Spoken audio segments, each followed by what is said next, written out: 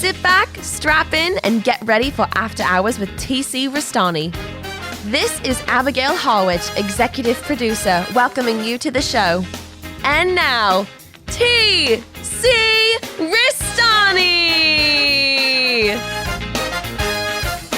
Alrighty, welcome to the After Hours of TC Restani, the podcast. I'm TC Restani, emanating from the palatial podcast penthouse here at Restani Productions for an unbelievable, delicious episode of After Hours. I'm going to go around the horn right now and introduce our esteemed panel of experts, starting off with the milkman himself, Quincy Briscoe. What's going on, QB? Hey, not too much. How you doing tonight? We're doing fantastic. And across the room right here, on the other side of the podcast penthouse dais, is my mentor, Mr. Ricky Bittman. I tell you, I'm chomping at the bit for this one, TC. We have an unbelievable guest on this program tonight.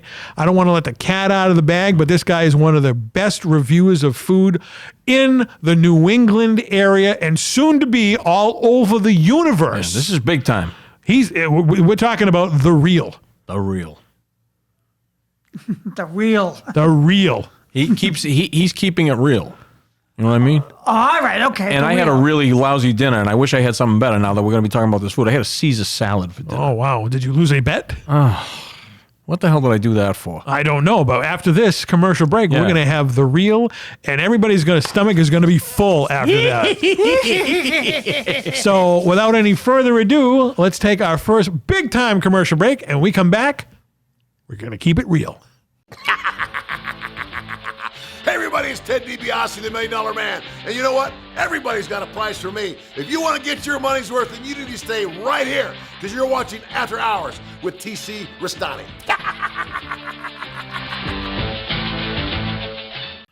All righty, welcome back from that big-time commercial break. Now, for you long-time listeners here of After Hours of TC Restani, the podcast, you know that in 2018, I had open heart surgery, and my surgeon told me that I should stay away from roast beef. And for me, being a roast beef sandwich fan, that was a very difficult thing to do. And I told him, I'm going to give you the 7-year itch. I'm going to stay away from roast beef sandwiches for 7 years. We have a guest on the program tonight that's going to tell me where I should break my roast beef hiatus.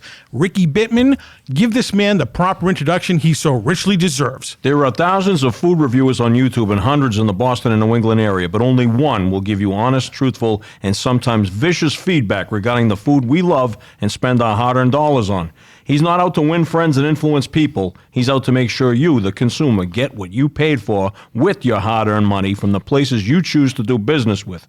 Boasting a list of subscribers that total over 5,000 on YouTube, he calls it like he sees it and is not afraid to dismantle a legendary spot with diehard fans and excuse makers and tell them they are cutting corners and sacrificing quality. He keeps it real. He is the real Michael Imondi.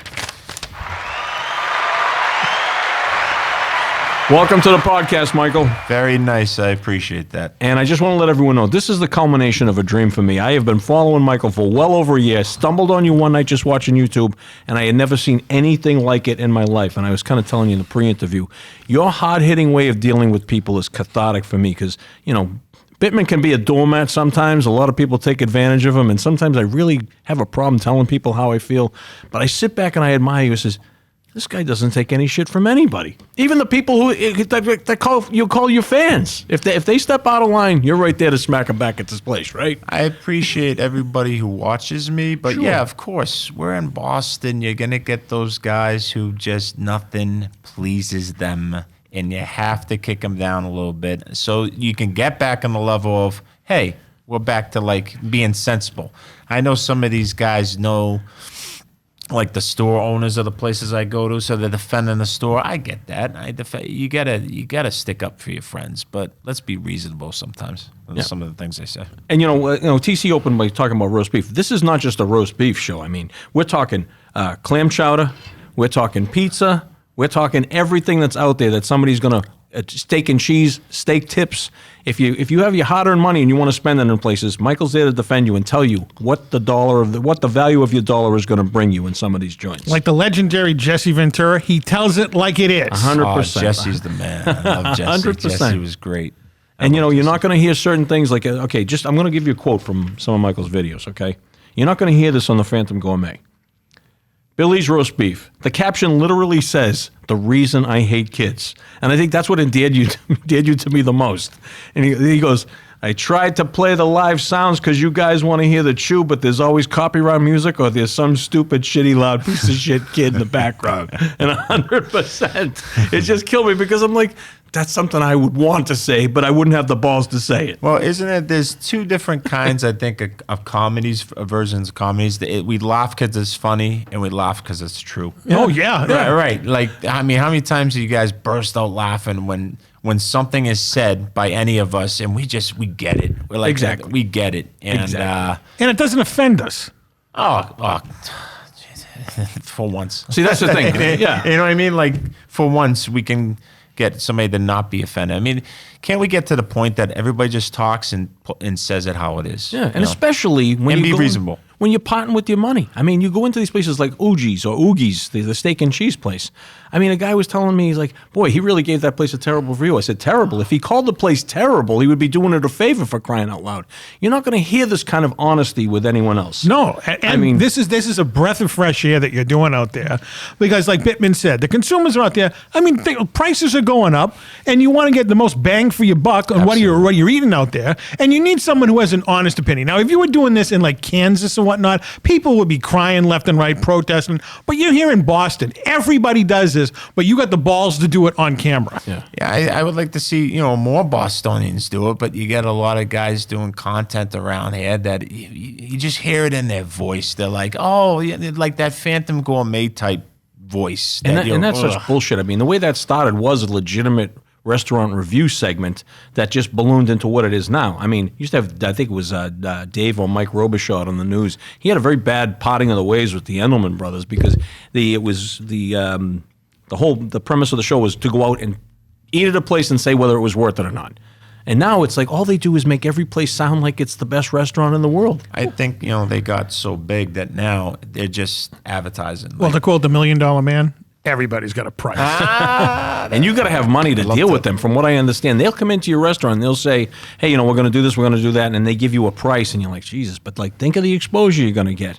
But I mean, people out there, I think, are starting to wise up to this. Plus, I don't know. I mean, I watch it every now and then.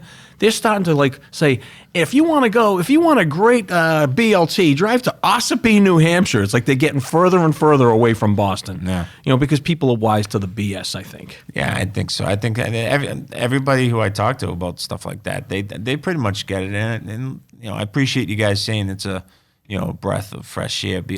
That's what I was aiming to do. So I hope you guys see that. And that's 100%. that's what I'm trying to do. I'm trying to bring that Boston attitude back to some of these content creators. I hope they, catch what's going on, hopefully, and say, you know what, we should do that too. Like, we're Boston. We're different from everybody else. We don't BS.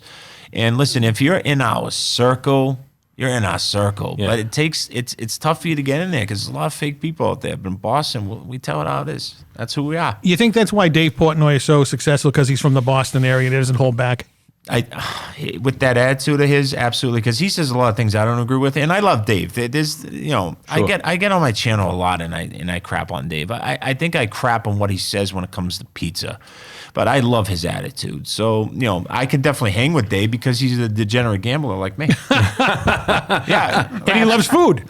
Right. So like that's what I mean. And like everybody's like, you hate Dave. No, I don't hate Dave. I hate what he says about pizza sometimes. Like he hates Parmesan cheese. Who does that? I know, and I put it on my pizza all the time. Of course. Especially if it's on the bar, it just goes right on. Yeah, see, that's the thing. If he said that cheap Parmesan cheese, I think all of us can be like, yeah, I kind of get what you mean. You want that real Parmesan. Yeah. But not every pizza place is going to do that. I mean, come on. Only the fancy places like Lucali's in New York is going to do that. Yeah. So you got to accept it for what it is. So if you said the smelly, cheap, green tub craft cheese that we all grew up with, sure, that I kind of miss once in a while. Yeah, my mother used to always have the little foil, the green foil can with the yellow, the little holes, and then that smiley face where you could really dump it out. When I was a kid, I loved Elio's Pizza. I don't know what your take is on Elio's Pizza. Thumbs up. Yeah. Mike's giving it over there. Absolutely. Wait do you hear this recipe? You know what I used to, but no wonder I had open heart surgery, is when I was a kid, I could only cook it in a toaster oven, all right? And microwave's not going to be the same. Conventional oven takes way too long. So I put it in the toaster oven, and I would would put whipped butter on it as it melted into it. Oh, it was delicious. bet it was. My grandmother taught me that. Butter's a beautiful thing. Yeah, especially on Elio's pizza. My father's Dr. Scholl's insoles and put butter on it and put it in the microwave. It would taste delicious. Well, you never. Wait, maybe Quincy should try that down there. You like that? Would you like some shoe leather with butter, Quince? Shoe leather. Shoe leather. I don't think so. All right. Well, you know. Well, you would like steak tips, though, right? Yeah, once in a while, I'd like a good steak tip sandwich. There's like, I would think most of these places give good steak tip sandwiches, right? See, we have the total opposite ends of the spectrum here. Quincy will never badmouth anything because he always knows he's getting a free meal out of somebody. But all right, let's start with steak tips in this area. When I was growing up, my favorite place to get steak tips was Hungry Herbs. Remember that place? Yeah. But I was when you have your place, Sure. it's your place. Yeah. You know what I mean? That's the problem with me when I was growing up. So I didn't have a chance to get out there. Dom's was it for me. It was just Dom's. And no, I mean that I was right down the street from it. It's your neighborhood spot. And it is outstanding. As a matter of fact, when we go to visit some people that we know in New Hampshire, they always tell us, can you bring us Dom's steak tips? So we go and get the package, we get the teriyaki, we get the regular Dom's marinade, and they absolutely love it up there. And the steak tips are huge. You got to cut them for crying out loud. The regular marinade is everything. Yeah. It's everything. I remember I was tailgating for a Pats game down the Giants game down at MetLife, and all the Giants fans are looking around. They're like, what the hell is that? He goes, it's steak tips. They're like, what the hell is a steak tip? They don't know. Nobody knows outside. You're right. You're 100% right. Isn't it crazy? Yeah. That's the thing. When we grew up with some food, we're like, well, everybody knows this, right? When I was in Vegas, they didn't know what a lobster roll was. Oh, my God. That's a sin. Right. I mean, now because there's so much content out there with Instagram, YouTube, and Facebook that everybody now shows pictures of, and their friends in New England are showing lobster rolls. They now know. But there's a lot of New England food nobody knew. I was like, this is crazy. Warm or cold lobster rolls? I'll take either. Honestly, that's not me. That's not me being like trying to be fair. I mean, honestly, like you get a good hot one, you're not going to complain, right? But I like the science behind the cold one. Yeah. Like what are they going to put in it? Is the mayo going to be just visible by texture? Like it's fixed, it's moisten, it's putting the moisture in, and that's all I want the mayo to do. Yeah. And some places like I love Belle Isle Seafood's Oh, lobster roll. unbelievable. That was his latest video. And I had just gone there a few weeks ago. I didn't get the lobster roll, but I talked to Tosh Lent, that's my girl, and I said, we're going back to Belle Isle because I'm getting the lobster roll. And that thing, you have to see. Is it reasonably priced? Belle Isle, Belle Isle's, no, because like you think of all these seafood shacks, that's why you're definitely saying this, is because they can rip you off. 100%. Oh my God! But what is Kelly's charge now for? I know he's not a fan, but I'm just saying Kelly's that when roast queef. Tosh Lent laughs at that. She told her sisters that one. Because I remember back in the day, like in 1991, Kelly's on the Beach was the place to go to. One, because it was open till 3 a.m. But it was the Mecca. But now, I mean, it's like, I could get a better lobster roll, in a mall. Yeah. Guys, I mean, honestly, it breaks my heart. Yeah. Kelly's roast beef was my favorite food spot of all time. Any of my close friends would tell you that. So that's why it hits home with me what has happened to them. I really, really hate what they have done to that place. And the new ownership, I hope that place goes bankrupt. I do. TC knows that I have partnered with a printing company. It's kind of one of my little side dishes I do. And we printed menus for Kelly's roast queef the other day. Right. 7 locations.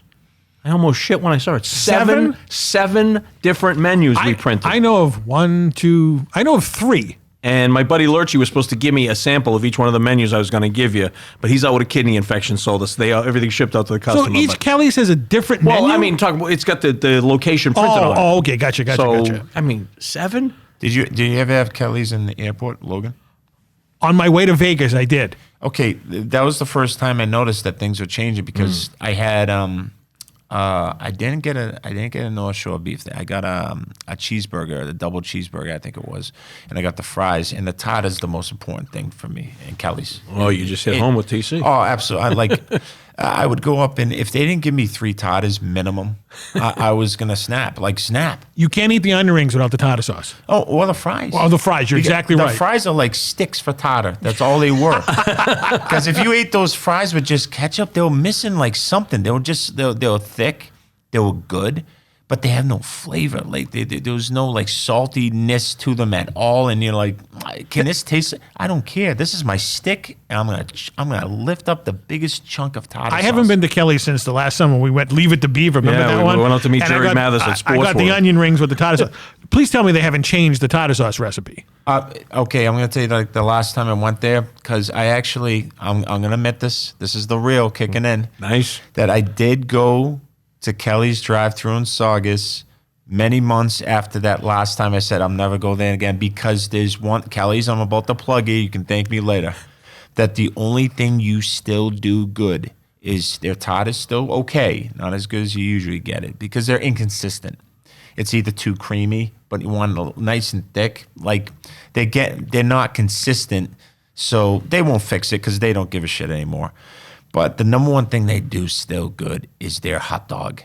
Okay. It's incredible. I don't understand. It's so simple, but KM's is the best, guys. I went to Chicago to have their dog. I'm trying to remember the name. It'll come to me. Vienna dog. Everybody's like Vienna. New York gets the Vienna dog for, what's that fast food chain that's really good? Shake Shack. Okay. And so everybody's in love with Chicago's Vienna. Let me tell you something right now, because I've had plenty of Chicago dogs. I love Chicago, great city. KM is the best. That hot dog is incredible. It's any kind you get. And man, I'm telling you, it's obviously at KM's. And Kelly's, the way they do that buttered roll. Oh my God, I don't understand it. They're still perfect at that. And I hate that place now. Yeah. But their hot dog is undefeated. All I could think of now is I remember when the Sox switched over to KM from whatever they were using before, and I said, this is going to suck. They don't use Nathan's? No, God, no. That's in New York. I was going to say they would never do that. Yeah, Nathan's is strictly, and I love the crunch on Nathan's. I got to tell you a funny story about the crunch on the buttered rolls at Kelly's, and I've told this story to TC before.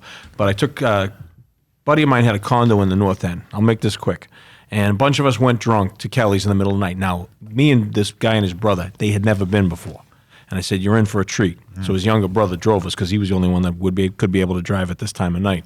So we get there, and everybody gets their sandwiches, and we're sitting in the car along the side of Kelly's there. And my friend Paul, he's got everything's dripping from his mouth, and he goes, Ricky, what's this crunch I'm tasting? I said, they griddle the rolls and everything. He goes, oh, that's good. He just shoves it back in his mouth. It's something that they've been undefeated with, even through the era of change. When Really? you mentioned the early 90s when they were amazing. The only thing that stayed consistent was their hot dog, and I still love it. I cheat with my Kelly's hatred once in a while. And I'm going to tell you, I loved Kelly so much in the early 90s, I went there the night before Thanksgiving. That's how bad I was. Well, you just beat the buzzer because they closed on Thanksgiving. Well, the night before the biggest meal of the year, I have to go get a roast beef at 1 o'clock in the morning. I don't blame it back in the day. And you know why? I was waiting tables at the time, so I kind of got a little bit of touch in the industry, not as much as you, but I liked that whole nightlife. I mean, but all my other friends, they're in bed. That's when my night started, when I got out of the restaurant at 11 o'clock. The swing shift. But of course, I couldn't get anybody to join me. You're not a true Bostonian unless you've had a fried clam from Kelly's with sand in it. That's true. That's it's the only, as a kid, when you're on that wall in Revere eating that clam, it's like, Ma, there's sand in it. That means it's fresh. Now, you're too young now, but you'd probably never have been to Buzzy's, have you? No. Okay, that was the place outside of the Charles Street Jail. Oh, Rover Mass General. Yeah. Yeah. No, Oh, yeah. Buzzy's roast beef was awful, terrible. But their French fries were unbelievable. They were like dark. They had the skin on them a little bit, but they were just thick and delicious. And I remember Jay Leno loved Buzzy's roast beef. He wanted to buy it. What, you ever been to Boston's Best Beef when it was over in Eastie? No, I have not. Oh, that place was great because they were open like Kelly's really, really late. Yeah. So if there's too long of a line at Kelly's back in the day, you go to Boston's Best Beef in Eastie. I miss eating that late night drunk food. That is a part of this city not to be trifled with. Eastie can deliver with food. Oh, good. They can. They had plenty of The Great spots. Chef, one of the best Chinese joints I ever had over there back in the early 90s. Yeah, you don't talk about Chinese food much. Is that not a thing for you? No, it's going to come. It's Okay. going to come because like I wrote down because I don't want to stick to something too long. Yeah, yeah. But I mean, I swear to God, if I did a North Shore beef episode twice a week for the next 70 straight weeks, nobody would be sick of it around here. Yeah. Because it's North Shore beefs. And same thing with steak and cheeses. Everybody loves the steak and cheese. But I do have a lot of stuff that everybody's asking for that I'm like, I hear you guys, trust me, because I will get to it because I'm definitely interested in I used to work in Chinatown for starters, but I know what you're talking about. You're talking about like the delivery Chinese food that we love in the North Shore. Yeah. I'm definitely going to do that as well because Yeah. I love that stuff, the lobster sauce and the chicken fingers. There's nothing like that. I know of my favorite place. Well, of course, tell them. Peter Wu's in Revere on the corner of Park Ave and Broadway. Oh, no, I follow. Hole in the wall, been there for 30 years. I follow. Their hot and sour soup is the greatest hot and sour soup on the planet. I follow because my father, when he got divorced, my mother moved to Revere. So I had to peep all those Revere spots, and Revere's awesome too, man. Yeah. But I don't know what the hell has happened to Revere. They lose Suffolk Downs, they lose Wonderland. I can't even be a degenerate gambler anymore. Yeah, that sucks. I mean, It kills me. Like Suffolk in the daytime with my father is one day I spent a week, and then we would go to Kelly's on Revere Beach, and then we go to Wonderland to cap the night off. Yeah. Unbelievable. me and my guys from Yeah. Southie, when I lived in Southie, we would drive over to Revere and go to Wonderland, and we loved it.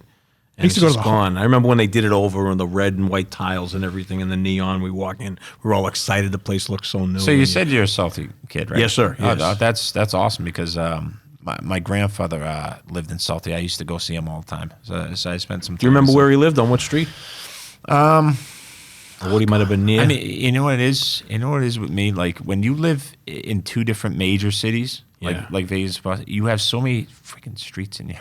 and I probably bumped into him. That's what it was. No, I'm gonna I'll just like blurt it out, like when we're talking, like if I remember. Yeah. I used to go to the hot dog safari over at Suffolk Downs. I went to that once. yes, I went to that once. It was a good time. You know what the best? Honestly, the hot dogs were good. Because it's a hot dog, and you'll eat any hot dog when Yeah, you're hungry. sure. But watching the people just stuff them in their purse and all that other stuff for later, that was the best part. Yeah, Suffolk was a great time. It's too bad. Yeah, it's an area that's gone. Oh, it's just so much is gone. And remember the Suffolk Diner? I do not. The thing is, unless you drive by this certain road, you're not going to see it because it was the smallest like shoebox diner. Is that on the airport road leaving the airport? Yeah, it's called the Airport Diner now. Okay, I do. I know exactly what it had like eggs on the outside. I know exactly what you're talking about. Oh yeah. I remember seeing that. Oh my God, the best corned beef hash like of all time in my mind. The thing that's like haunted me to this day is my father. Like I was saying, like here's the one day I had to spend with my father. Like I would wake up, he would open up the program, to see handicap for the day at Suffolk, and I'm eating the best corned beef hash ever, and then ownership change, and it's out the window. This restaurant I worked for in Vegas had some of the best food I've ever tried in my life, and I really learned how to cook there mostly.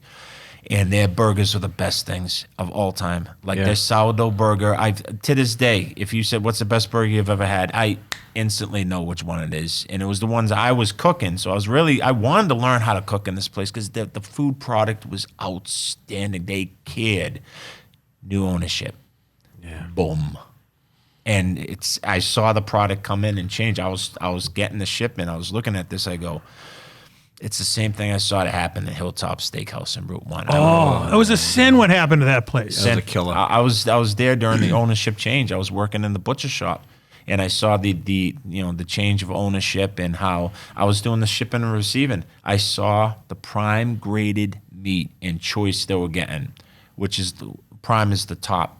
It's what most Texas restaurants use because they're awesome at that beef, but. They were getting prime all the way down to choice, all the way down to the worst, which is select. That's the steaks you get like Outback, like compared to like Capitol Grill steaks, which are the best quality. Yeah. Even though they're a chain, they're not really a chain. Right. That's Now, your experience in the restaurant industry, you think that gives you an advantage over these other people who are doing reviews?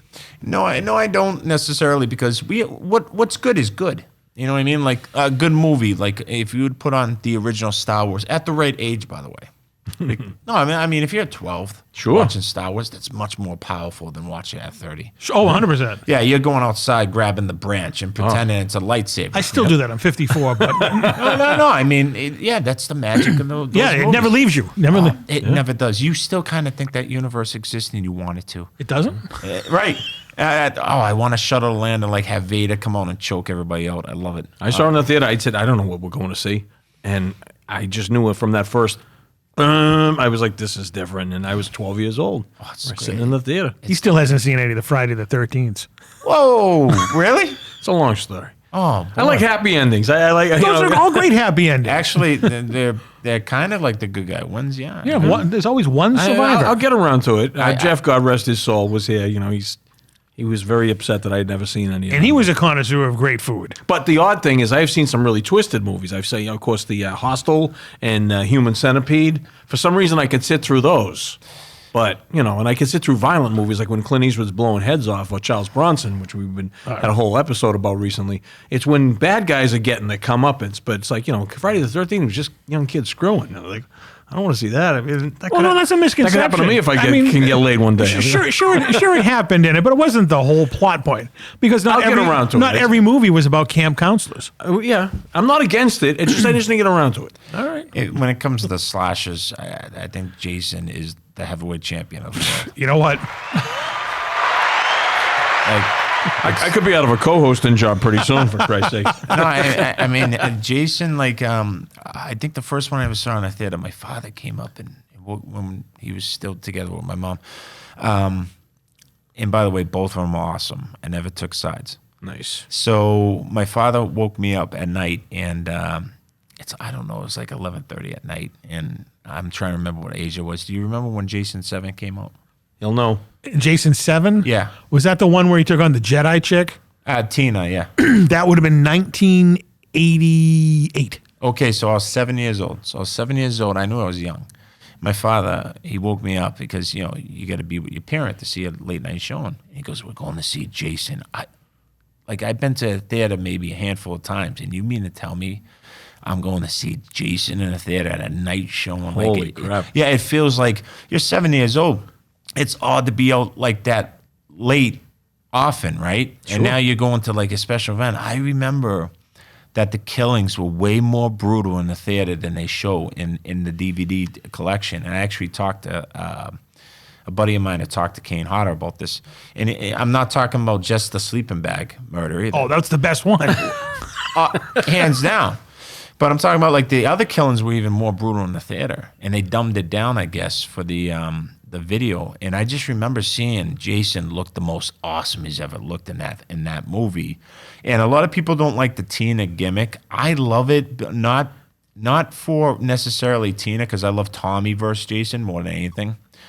But when Jason had to face adversity for the first time, and I loved how you saw Jason pissed off for the first time when he broke through the wall and he said, I had enough of this bitch. I loved it. I said, Jason's pissed. And what's scarier than that? And I love the adversity, the back and forth. It was like a wrestling match and that little corny music, but I'm like, no, not that one, the Tina one. Oh, yeah, she had her own little theme. I was going to say, Jeff used to play that theme. Now, do you know that the origins of that story, they originally wanted it to be Carrie versus Jason. But Stephen King was like, no way am I giving up the rights to that to go against Jason. Right. But looking back now, I'm sure he wished, because that movie made a fortune. Oh, imagine if, Stephen King put some kind of stamp on Jason. Well, there's a rumor going around that he wants to make a movie from Jason's point of view. Ooh, wow. Now, that would be cool. It's if Stephen King does anything, I'm in. Yeah. Because, he's, my God, you talk about all the great horror stuff that Stephen King's been involved with. I mean, that's the kind of horror I like, too. I mean. Now, see, right there, I read all his books.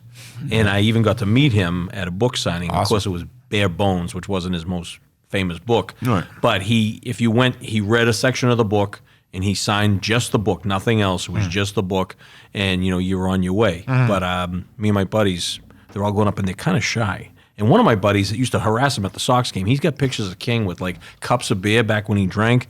He was taking, Kodak pictures of him down on his beers and everything like that. And he gets up and he goes, Mr. King, I used to harass you at the Red Sox games, take some pictures of you. I just want to say I'm sorry. And he goes, I kind of remember that. And he goes, that was it. And then my other buddy got up and said hi to him and left. I got up and said, do you get much snow up north, Mr. King, this year? He must have talked for 15 minutes about snowfall. And he signed my book and everything. And I had him sign one for my godson, who had just born at the time, to Stephen, from Stephen King. And I gave him that. So he's got a first edition signed Stephen King. Jeff and I were in New York City. This has got to be going back 15, almost 20 years ago. And we're waiting for somebody outside the theater for an autograph. And he comes down one of the streets in Broadway, dressed in all Red Sox garb. Oh, yeah, big Sox. And we were like, hey, are you Stephen King? And he goes, yeah. And he just keeps walking. I remember he was in line for the Bruce Springsteen live box set when it came out, and Kenmore Square Strawberries. And they came up to him and they said, Mr. King, come on in. Before he goes, no, I'm a fan. I'm a Springsteen fan today. I'm not Stephen King. I'm waiting in the line I'm waiting in the line where I got in the line, and everyone was like happy and taking pictures with him and everything, which was kind of cool. Down to earth guy. That's good. Oh man, the books, Jesus, those books were great. And I want to say one thing in my defense. Michael's explanation of Jason 7, Yeah. kind of made me want to see it now. Well, Jeff, all you and Jeff would talk about is, I love when he stabbed the girl through the head and her brain slipped out of her ear. if Jeff was here, God bless him, he would agree that the sleeping bag scene was the greatest kill in Friday the 13th history. Absolutely. There's layers to Jason that I wasn't aware of. So, okay, I'm one step closer. Well, you would like the Tommy versus Jason dynamic too. Yeah? It's really cool. I mean, a lot of Jason fans love it because, he does have his legions of fans. There's no question about it. And I do feel like I yes. have missed out to a degree. Right, and the original Tommy Jarvis was Corey Feldman.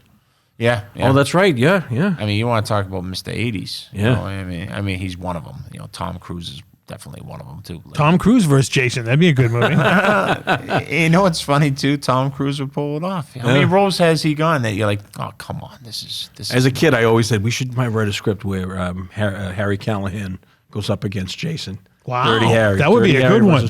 What, Charles Bronson? Ooh, Eric Todd, are you listening? Even better. Freddy versus Jason didn't work because I'm not a Freddy fan. To me, Jason's always going to go over. See, I saw 100%. I saw all the Nightmares, but Yeah, they were all right. I mean, Nightmare 1 is great. It's a classic. that was a scary fucking movie. That's what I mean. It went exactly what. All right, I want to see a real horror movie, and part 1's really the real horror one. Yeah. And then it gets become, let's make it a little bit more commercial and reach out to even kids who are sneaking to watch it type thing, goofiness. Because the thing about Freddy versus Jason is you need Freddy to talk shit. Yeah. But Jason in that one looked like Shaggy with a hockey mask on. Yeah, you wanted Kane Hodder, I think. Right. Kane is the ultimate Jason. Yeah, Now, you think Jason would be a fan of the North Shore Beefs? Oh yeah, 100%. He would kill for one. He would. He would. Yes. What would he do to the staff at Kelly's? That would be like the greatest. One would get a sleeping bag. One of the employees, yeah, probably go right after the managers. He'll go right after the source. Getting back to the food, and we were talking Chinese food. Now, you're a local guy. You ever hear of China Garden in Malden? Yeah, sure. Little hole in the wall. Yeah, sure. And for some reason, I love their food. I mean, it's takeout and everything, but it's some of the best. Now, I know a guy who lived in New York. He's a Jewish guy, too. Yeah. Jewish guys know their Chinese food. He swears by China Garden's egg rolls. Oh, well, I mean, anybody. I don't want to say that. I don't want to say anybody. But the majority of people in New York really know food. Yeah. They are blessed. Yeah. They are blessed. I don't think anybody can ever convince me that America's not the best food in the world just because we have New York City. Yeah. I mean, I don't know if you guys eating plenty in New York City. The only thing I don't like in New York is the Chinese food. You know why? Because they change it up from up here. Down there, I got shrimp and lobster sauce, and the lobster sauce was clear. I've seen that before. That'll throw me. And I was like, "What's this?" And the guy's like, "Lobster sauce." I go, "No, it's not. Lobster sauce is brown." Yeah. And they were like, "No, down here," because he recognized because of the accent, and he's like, "No, down here we do it clear." I was like, "Well, I'm not eating this." No, it's like when they do the Manhattan chowder. Ugh. No, I get what you mean. I mean, but like you get to like all the heavyweight places that have such big reputations, and you go there and you really want to like shit on it. You're like, hey, I'm so sick of hearing this place, and then you eat it, you're like, oh, good God. That's how I was with Katz's. We went to Katz's, and it blew me away, I have to admit. Because someone told me the trick to Katz's is get a hot dog while you're waiting for your corned beef sandwich. I only went to the Carnegie Deli down there, but then they closed. Yeah. And when they came out, I think I got a turkey Reuben. Yeah. It was huge. But they wanted like $30 for it. Yeah, their sandwiches are huge in there. There's actually a place in Edison, New Jersey that blows them all away. Oh, I love New Jersey. It's called Harold's. It's called Harold's New York Deli. And it was Man vs. Food was on it when it was Adam Richman back in the okay, day. yeah. Because I went there, I was down to one of those conventions down there. And I got an omelet that looked like Andre the Giant's foot. I ate it over 3 days while I was there. It was enormous. New Jersey's awesome. New Jersey has probably the best diners in the world. Oh yeah, well, they are truly the diner capital. 100%. They really are. Shout out to the East Hanover Diner in Hanover, New Jersey, south of Parsippany. We'll be seeing you in a few weeks. Nice. Nice, beautiful. Now, have you ever been up to George's Coney Island in Worcester? No, We did a road trip up there. I think we got video of that. It's up on there. our YouTube channel. Yeah, I'll sure. have to send you a link to that. We went up and did it kind of, but of course, all we did was visit the place, and the hot dogs are outstanding. So if you ever get up to Houston, Worcester, I would recommend that place for you. Houston, we have a problem here. Yeah, that's right up your alley. No, I mean, I was actually planning on making a lot of trips to I got to my reach has got to be further. Yeah. Because I'm just doing North Shore. But I was thinking of going to Worcester, and that was one of the spots that was on my list. Definitely check it out. It really is good. It's been there for over 100 years. Yeah. And they have the best baked beans I've ever had. Oh, that's important. Yeah. I'm not a big baked bean fan, they from serve Boston. beer. But those baked beans, they were so sweet and delicious. And it was just like, shit. Well, the fact that you're saying that now, you definitely have my attention. The fact that you're saying you don't like baked beans and 100%. That's Yeah, awesome. they That's really awesome. are. I love baked beans. Because I love baked beans, so that's gotten me excited. Yeah, they're really, really good. Oh man, The place is amazing. It's And the right pickles. there. The pickles. Oh, for the pickles Christ's were great. It's right down the street from the Centrum. And they serve beer. That's the thing. When people travel, and I hope that people could listen to this and take something from it. Now, when you travel and you're wondering how do I find the best places to eat, and you just got to know how to cross reference. You take even those crappy review places that everybody knows about, right? You take those in maybe a fifth of your source. You got to talk to locals. You got to go on YouTube for someone food content creators you trust. You got to go to those different sources, and when those same 3-4 places keep showing up, I'm not going to say 100% of the time it comes through, but the majority of the time you're going to catch something. And then, you'll meet somebody at that place that says, oh, go to this place, it's better. And now we have a chain reaction. Yeah. 100%. Yeah. Yeah, it is important because a lot of people go and they're just completely stuck. I do a lot of research when we travel. I like doing that. And can I ask you one thing? What's that? So now I do follow another guy on there. Would you talk about another food critic? Of course. All right. What's up with this guy? What did you eat today, sir? I mean, I've been watching his stuff, and I do like it. I do like it. Okay. I don't like. I sometimes hear that in his voice that he's trying a little bit too hard. Yeah. And a lot of people were saying that too. But then I did notice that he was being critical on some of the places he went to. So I did appreciate that. Yeah. But see, that's the thing about him. He'll just say, well, I didn't like it. And you'll have a million reasons why you didn't like the French fries, and he'll just say, I didn't care for it. I got to tell you, I got to be more into that. I noticed that I have to actually start chef talking it because I think. But you do. I think you do a good job with that. No, I think I got to do it more detail. You know how you watch yourself, you're like, okay, no. I sometimes have to watch my videos to criticize myself, and I'm like, you know what? I think you guys can agree that when you're eating food for a long time, you are an expert at what you like. 100%. Yeah, so you want to hear why you would like it, why you would not, in more detail, and I got to get to that more. So I don't think that these guys who aren't chefs doing the content creators, and if they're making money from it, good for them. Yeah, no, he does a good job. But like I said, Yeah. when I watch it, I'm like, okay, but you didn't like it, but why? That's what I mean. If they're not really a chef, because a lot of people are saying, well, they don't have to be chefs to me, and I said, yeah, but I'm not saying that people who aren't chefs don't know what they like and Sure. what they don't. I'm saying that we want to hear why, and only a guy who used to be a chef's going to be able to tell you. Right. And that's what I think you're getting at right there, because I was talking to, I don't want to shut him out on that. I don't want to like put him on the spot here because he likes that kid who does that content. Yeah. But he said that like he in that voice of his, it sounds like he's trying too hard. Yeah. No.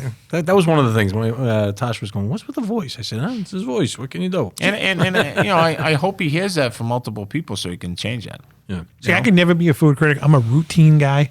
Oh, you there's no question I about that. pick like 5 places, and I just like every week I have to go to them. Those are your neighborhood spots, Right. Like like I was saying before, like you have this steak tip. I'm like, no. They're like, what? And I go, it's because you have your spots. Sure. You have your spots. I'm with you with the routine. I am because if you love us like Glenn's on Route 1, love Glenn's. I go there like twice a week, but I don't just get like the North Shore beef or steak and cheese. I get like their salads are good too. You gotta be good a couple nights. Yeah. My friend Glenn took me to what was it called before Glenn's? Like I'm talking like 20 years Bill ago. and Bob's. Bill and Bob's. Bill and Bob's. Okay. But I don't think it was the Bill and Bob's we all know. I think it was. I think it was different. another Bill and Bob. Yeah. Well, they took me there one night and they said, "Oh, you got to get the roast beef. It's better than blah blah blah blah blah." And I was like, "All right, fine." I tried it. I had the drizzle and green shits for a month after I went there. So this is when it was Bill and Bob's. Yes. Oh, okay. So see that's good because it wasn't these guys. No. Yeah, yeah. I have not been back there. And, I'm taking, like I said at the top of this interview, I'm going to go back and have a 1 roast beef sandwich after 7 years. All right. Well, then we lead to this. If he's going to have his first roast beef sandwich after 7 years, Mike, what's he going to? That is like when people ask me like, what is your very favorite? This would be the chance for me to admit it because you're saying if you haven't had one in 7 years. 7 years. Where would you have to go? And here's how I'm going to have to break this down to you because everybody's answer right now is Modern Butcher until the point that it's not their answer anymore. Now I'm seeing the beef guys that do that Facebook thing. They didn't put Modern number 1 anymore all of a sudden in the rankings because you can be the greatest until you become the whipping boy. You know what I mean? So will Modern Butcher be a great selection? Oh, yes. I think the beef itself, if it was just the beef and the sandwich, Modern wins hands down. Their bun is what I dislike. So overall beef, oh man, it's like a 3-way tie in my mind right now, and that's not me trying to be fair. It's in my head. Nick's in Burlington, Lundy's in Peabody, and Bella's wins with the roll. I think a roll is important with a sandwich. Like really 100%, important. yeah. But it's not like talked about enough, Like a good bun makes a sandwich. And I think Bella's has that in spades. I really do. Their bun, their beef, their everything is just fantastic. Where's Bella's? Tewksbury, I think. Oh, okay. Yeah, I think Tewksbury. I mean, there's so many towns up in the North Shore that we're all the same around here, Because the last place I had a roast beef sandwich, and it was good, was Nico's in Salisbury.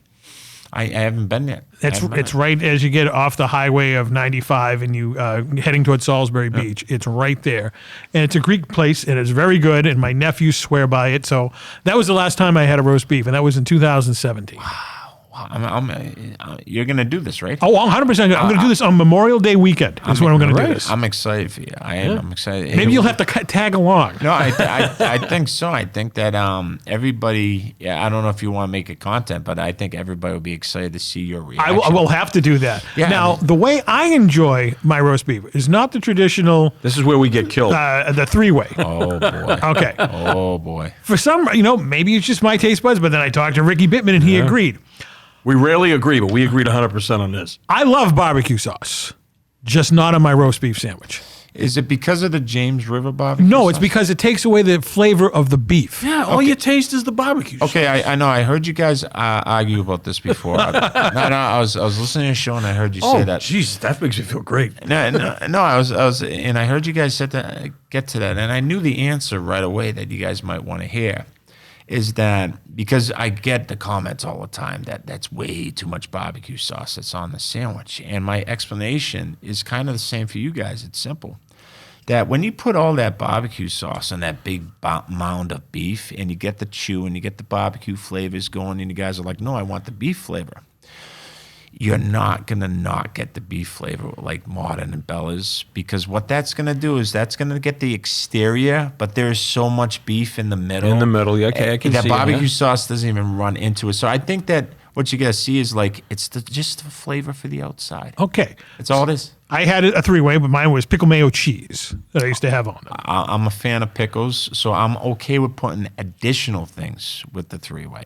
But the mayo kind of evens off that tanginess. Okay, so what we may have to do on Memorial Day weekend is I may have to get 2 of them. Whoa! I may have to, I'll do my old school first so I can taste the pickle mayo cheese. Clean the palate and whatnot. Love it. And then try the traditional 3-way. Your doctor's going to sit down like Obi-Wan did. Great disturbance in the force. No, that's going to be great. I'm not against people adding stuff, but here's the problem. I went to Glenn's the other day to beef, and he goes, "Oh, you got to have it with onions and horseradish." I go, I like horseradish. Don't get me wrong, but on a beef, whatever, I'll give it a shot. Because we all put like the horseradish cream on steaks. Sure. So I'm like, maybe it'll work with the beef. I hated it. Yeah. Really? I hated it. Yeah, I went back to him. He goes, "How'd you like it?" I go, "Don't do that again." Don't do that again. And he goes, "Oh, you just want the 3-way." I go, "Listen, you put onions on the beef. You didn't even saute them." Oh, they're just raw? That's what I mean. Yeah. And he uses red onion there. Ooh, that's strong. Yeah, and it's purple. I don't get it. Why it's called yes. I mean, that's one of those questions where I don't get it. It's purple. Now, the guy who suggested this to you, was this Vladimir by any chance? On what? Remember Vladimir recommended oogies to you? Oh, Vladimir. This is one of the funniest things. Vladimir, I'm going to kill you for recommending this place. Yeah. Vlad is he's a Malden kid, and I played football with his brother, and we used to do backyard wrestling. Me and Vlad, we used to be like opponents. And what's funny is he swears by this place, and right when I ate like the second bite, you always got to give a bad product like a second bite just to make sure was that really crapping on? Am I losing my mind? Did I get 2 hours of sleep and I just can't understand what's happening? That happens to me all the time. Right. So you take a second bite and you're like, oh, good God. Yeah. And you look down at this thing and you're like, people have to pay to have this? Yeah. And your reactions tell the story too, because the best reaction I saw recently was after the first bite of the clam chowder at Belle Isle. You looked at the camera, you're like, yeah, okay, we did it right. And you knew right away that this was going to be A+. I love that place. Now, do you like clam chowder with the thick or, Kelly's is like milk with potatoes floating in it? Well, the thin is actually the old school way. And that's the way my Nana made it, so it's very hard for me not to like it. But as I get older, I like it thicker, but not too thick. Like you got to get in the middle somewhere, and even if it's more little thick now, I'm like, I don't know why I like it better now like this, because my Nana's chowder is indestructible. That's actually how I first learned how to cook. Let me rephrase. I knew how to cook before that, but when she brought me into the kitchen the first time to make her clam chowder, and I actually came very close to doing it after the first time, I said, you know what, I can do this. That was the confidence booster, because her chowder was... You talk about your chowder all the time. Will this beat my chowder? And you always say, I don't think so. I promise you guys, it's funny, I should have brought you some chowder. There's always the sequel episode. I think you'll be coming back, Michael, if you like it. I mean, Jesus. Actually, it has a really good clam chowder, and you wouldn't think of it. Have you ever been to Farmer Brown's in Middleton? No, I have not. No. They have Middleton. It's a farm stand, and they have the biggest salad bar on the North Shore. But they also have homemade soups, and they have clam chowder, and it is unbelievable. It's like you say, like halfway between thin and thick. Yeah, that's important. And it's hot, and they don't skimp on the clams either. Yeah, that's important too. So you don't just want broth. This is clam chowder. And you'll be surprised sometimes where you can get good clam chowder, and it's not always the places that claim to be the best either. We get onto the Cape every summer, and we go to Yarmouth area, and there's this place, Captain Parker's. Okay, everyone talks about Captain Parker's. We went in there this clam chowder tastes like flour. There was hardly any clams in it, but yet everybody's raving about it. And then we went to some hole-in-the-wall joint down the street called Kevin's or something like that. The clam chowder was outrageous. You never know. Yeah, you never. It's because they care.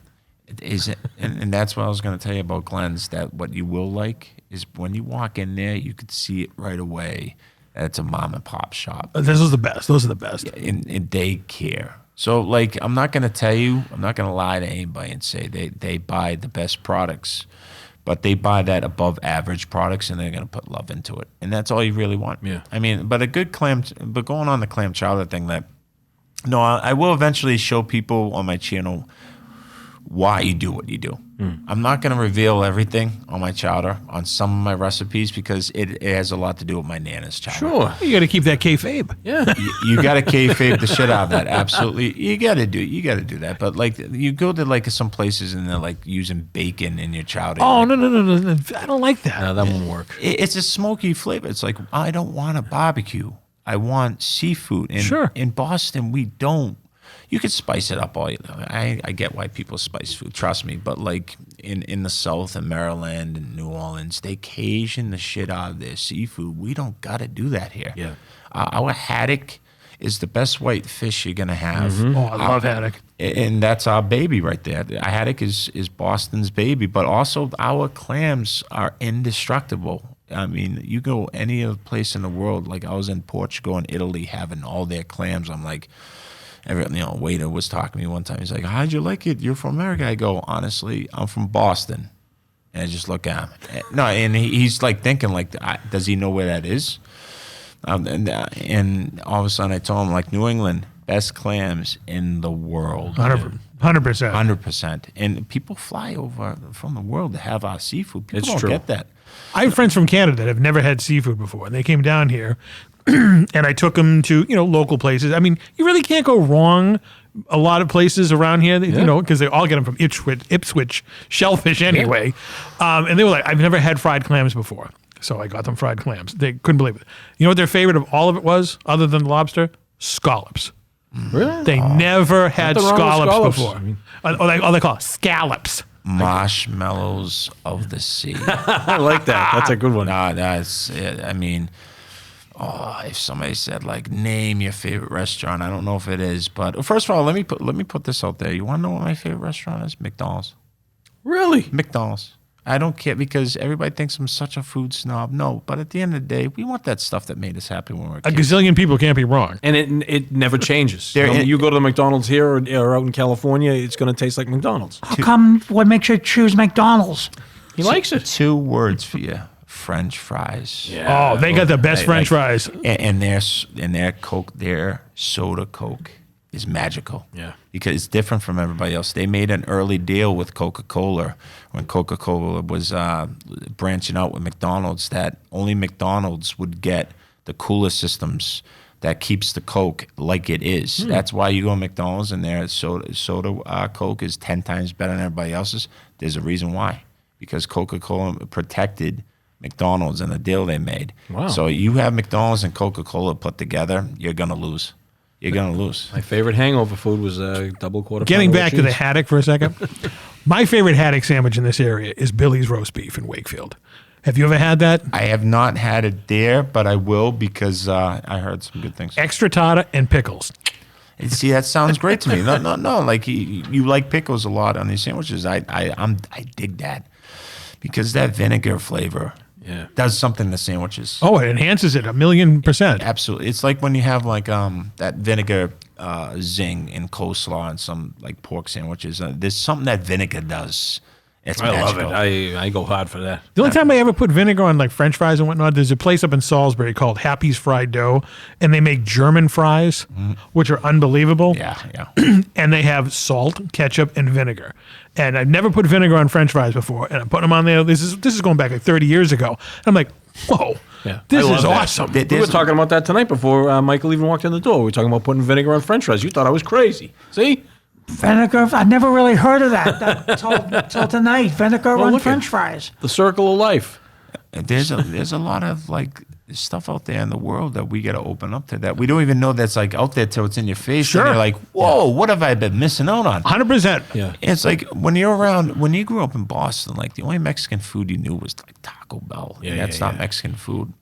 But then like I when I moved out to Vegas and I saw real Mexican food, I'm like, whoa. Yeah. Like I can understand why everybody says this is one of the top like culinary foods in the world. And I'm over like, nah, yeah, whatever. You go to those taco trucks out in Vegas, with the grandmas making you the tacos. I bet. And you're like, what is going on here? When I used to get stoned, I used to get shit-faced.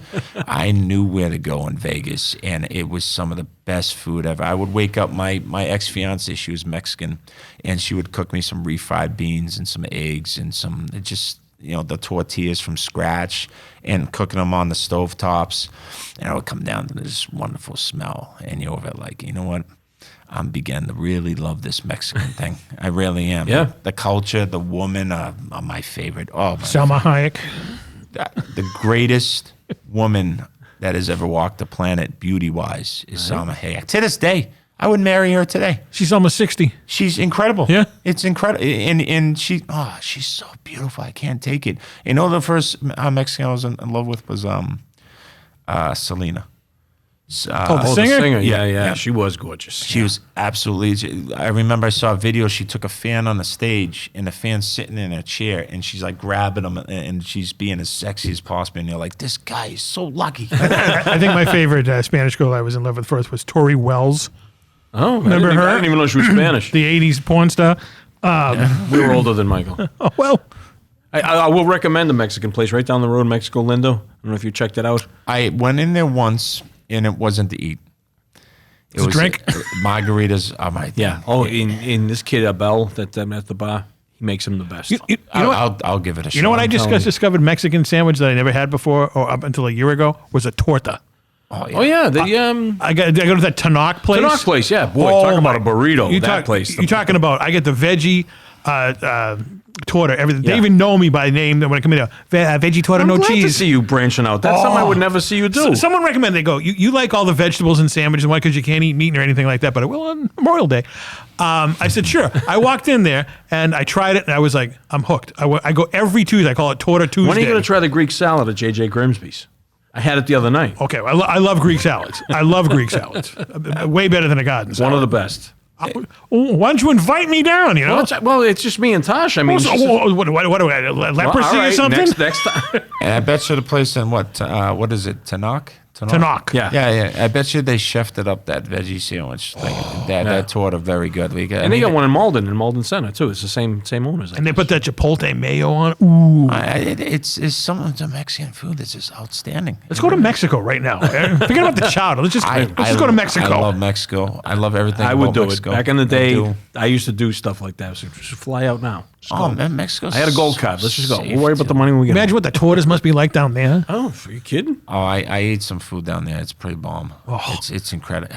You're like, there's some place, like, I remember the first time I went out to Italy, and the first three places I ate at, I'm like, so this is like all built up and it's crap. It's full of shit. Yeah. Then the next three places you went in, I'm like, okay, that's ungodly. So that's what stinks about traveling. You don't have the time. Like, if you came to Boston for 4 days, you're not going to see anything. Yeah. But you're going to do the best you can. Sure. If you caught like a Sox game in Fenway and like a nice night game in that park on a summer night, you already did what you need to do. Yeah. Right? There's nothing like that. Right. You already did what you... So you can do something in 4 days that you never forget, but you're not really... Like, you're gonna tell me you're gonna go to New York City and Chicago and really make a dent in 4 days? Yeah. No way. Right. Not even 4 years. Right. Yeah. Like, people freaking eat every day, 3 meals out every day, and you're still not gonna eat at every place in New York. And it's like the same thing in Chicago. So Boston's not that big, obviously, but it takes a while for you to play catch up here yourself. One of the things you said, though, 100% right. North Shore has it over South Shore, hands down. I got a friend who's a cop in Abington. And he loves coming up here. And he goes, "You go to this place?" I go, yeah. And he goes, "Oh, we got to go there." And he taught me to reappreciate all the restaurants we have around here. Loves Turner's. Got a great clam chowder down there. And Rising Eagle, same owners across the street. I just ate there for the first time last Saturday. Never ate this. Been open, since before COVID. I had a Reuben sandwich. It was one of the best Reubens I've ever had in my life. So the place is good. Yeah, I wanted to check it out. Good. It's a little quirky with the way you order. Like, you sit down and you can order on your phone. Yeah. And you can pay on your phone, and they'll just bring it out to you. But if you sit at the bar, you get full service. So try to sit at the bar. Beer selection would be right up your alley. Throw it to me. They've got a lot of craft beers. Sam Adams is on there. That's all it needs to Guinness be is there. on there. I had a Rothaus, a German lager, and they serve it in the right glass. It's got the logo on it for the beer it is. And it was a tall stein. I had 2 of those. And Tosh had some brown ale from Cambridge Brewing, and she's not really branch out much.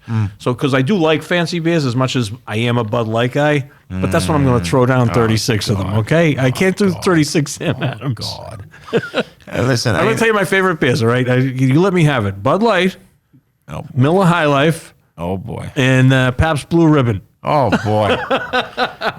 I don't have a beef with the third. The first two. No pun intended. He's quick. What's your favorite beers? I don't drink beer. Oh, okay. What do you drink? If I'm at a certain a gentleman's club, I'm a kamikaze guy. Okay. Goes for the strongest drink in the world. No. Well, hey, no, that's fair game. You know, I think we all go in like rotations too. Like, there was like 5 years I was being just a red wino. You know what I mean? Like, Wow, you get, yeah, interesting. Yeah, you gotta like. I think your body's asking you to switch things up, and when you're in the beer phase, you're like, I'm slowing it down for a bit. You know? Yeah. I'm at that point right now. yeah, because you can sit there and have like a nice scotch once in a while, but you're over like, you know what? This is getting a little too crazy. COVID did it to me. I would come home on a Friday night, and I would, before you know it, I'd be hammered. I'd drink like 15 beers. It's not like you had to be anywhere. That's what it was. But I mean, and then now COVID's over, I go out, like I'll sit down in the bar at Pearl Street. I like to go down there and watch a game. Yeah, sure. And I'll have, they serve a 22-ounce beer, and I'll have 5 of those. That's over 100 ounces of beer, just sitting at the bar drinking. You have a catheter with you? I have the Murphy, the Bittman bladder. Oh, okay. I can hold, Okay. I'll go eventually, but I don't run to the bathroom. I got a buddy who goes to the Sox game. He goes every inning. One night I went to the Sox game, drank beer through the whole game. I didn't piss till I got home. I don't think I've pissed Honest to 9 God times truth. this week, let alone with one game. I'm not proud of it, but You take a while to break the seal. That's key. yeah, it is, because I say huge. one thing I hate to do is take a piss at a Patriots game, for Christ's sakes. Oh, man. Worst experience of my life. I mean, we had season tickets for 1 year. Our friend couldn't use them. And I know you're a big Pats guy, and I'm at the urinal, and I'm like trying to go, and I get stage fright as it is anyway. This guy's stomach was pressing into my back. Then how did you ever take a leak at the old Boston Garden with a trough? I think I was too young to have stage fright. I didn't know fear of the world yet. I didn't know what was out there. So Because that was just awful. Yeah, that like was. the old Fenway bathrooms still. Oh shit! oh, Yeah, God. these are like a wall, for Christ's sakes. I mean, in one of the places, or is that the place? No, never mind. We're making people sick. Let's get back to food here. Yeah, that's true. Yeah. So you're talking about the roast beef that says what really makes the roast beef is the bun. Yeah, I mean, I think every sandwich, I've noticed that like your favorite like they may not have the best meat, but what you remember is just the entire thing. Yeah. Like everything put together. If you can get like an 8 out of 10 on like the 3 different things of the sandwich, rather than a 10 out of 10, but a 6 out of 10, 6 out of 10, you're going to remember the one that just did it better all the way. Like a good steak and cheese, in my opinion, has a crunchy roll. You bite in, you're having, quality stuff, not this looks soggy, Wonder Bread folded up. It's just like the whole experience, as you're saying, from start to finish, as the Sheik would say, from the A to the C. I've been dying to talk to TC about this. Go for it. Okay, no, because I About steak and cheese? No, about the Philly, your Philly experience, right? Do you remember this? Was it you that I thought I heard you say this on another show. Oh, the one where I went down and asked for a sub, and they said, it's a hoagie where I'm from. right. Oh, I forgot about You ran into the Philly. Oh, I hated that. Yeah. I mean, Phillies like that. They really are. They can be really stupid, but I think it's like they have like a shield on them though, like Boston. If they're not in your inner circle, they're like, screw you. We're kind of like that. Because I'm with you, they can be, really dickheads. But if you like break through that barrier, they're really cool. Now I know what you mean, though. There are a lot of a-holes there. But when you said you had a bad experience with the cheesesteaks, please do everything in your power to drive down there and go to Angelo's. Okay. It's not Geno's and Pat's, right? Geno's and Pat's. I had them because I had to do. I don't know if you guys saw my Philly videos. Yeah. The last one I did was when I ran into Angelo's. Yep. And I went to De Lissandro's. You'll love that place too. I mean, to me, it's like a 7 out of 10. It's really good, but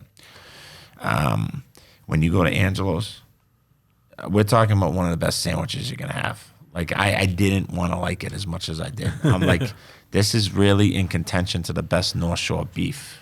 Like this, Really? yes, it's incredible. Angela's like, get down there. What I'm worried about is if I start hanging around with this guy, Yeah. I'm going to get, what are they on your sides? How about some stints, Well, you practically got a brand new heart. Break it in. You know what? There you go. All right. It took me 40 some odd years to really screw it up. You know, got what the another hell? 40 years, for Christ's You know, sakes. what the hell? I haven't been to Philadelphia in probably like 14 years. So I'm due to go back down there.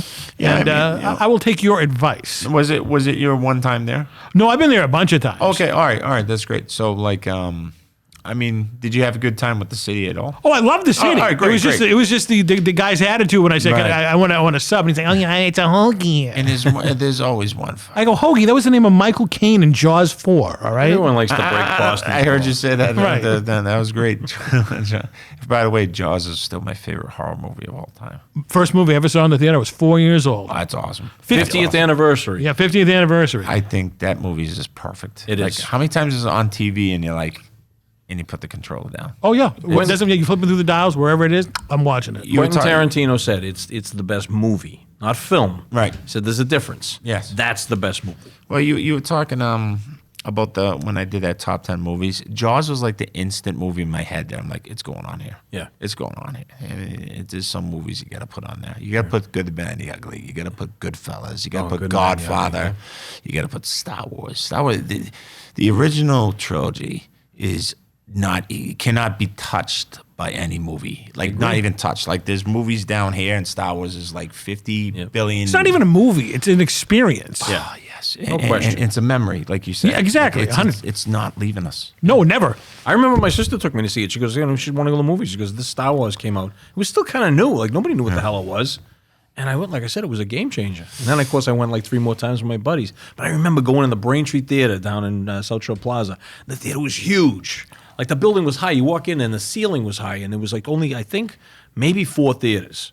Now you get freaking 15 for Christ's sakes. And it was such a big deal because, and when we came out, like you said, life was different when you came out. I remember as a kid sitting in the car going home and looking at the red taillights of our car, the traffic in front of me and the white on the other side, pretending like, well, those are the good guys and we're the Empire because of the red. That was just like, I remember doing that. Like First day I saw that was it was in July of '77 over at Redstone in Stoneham.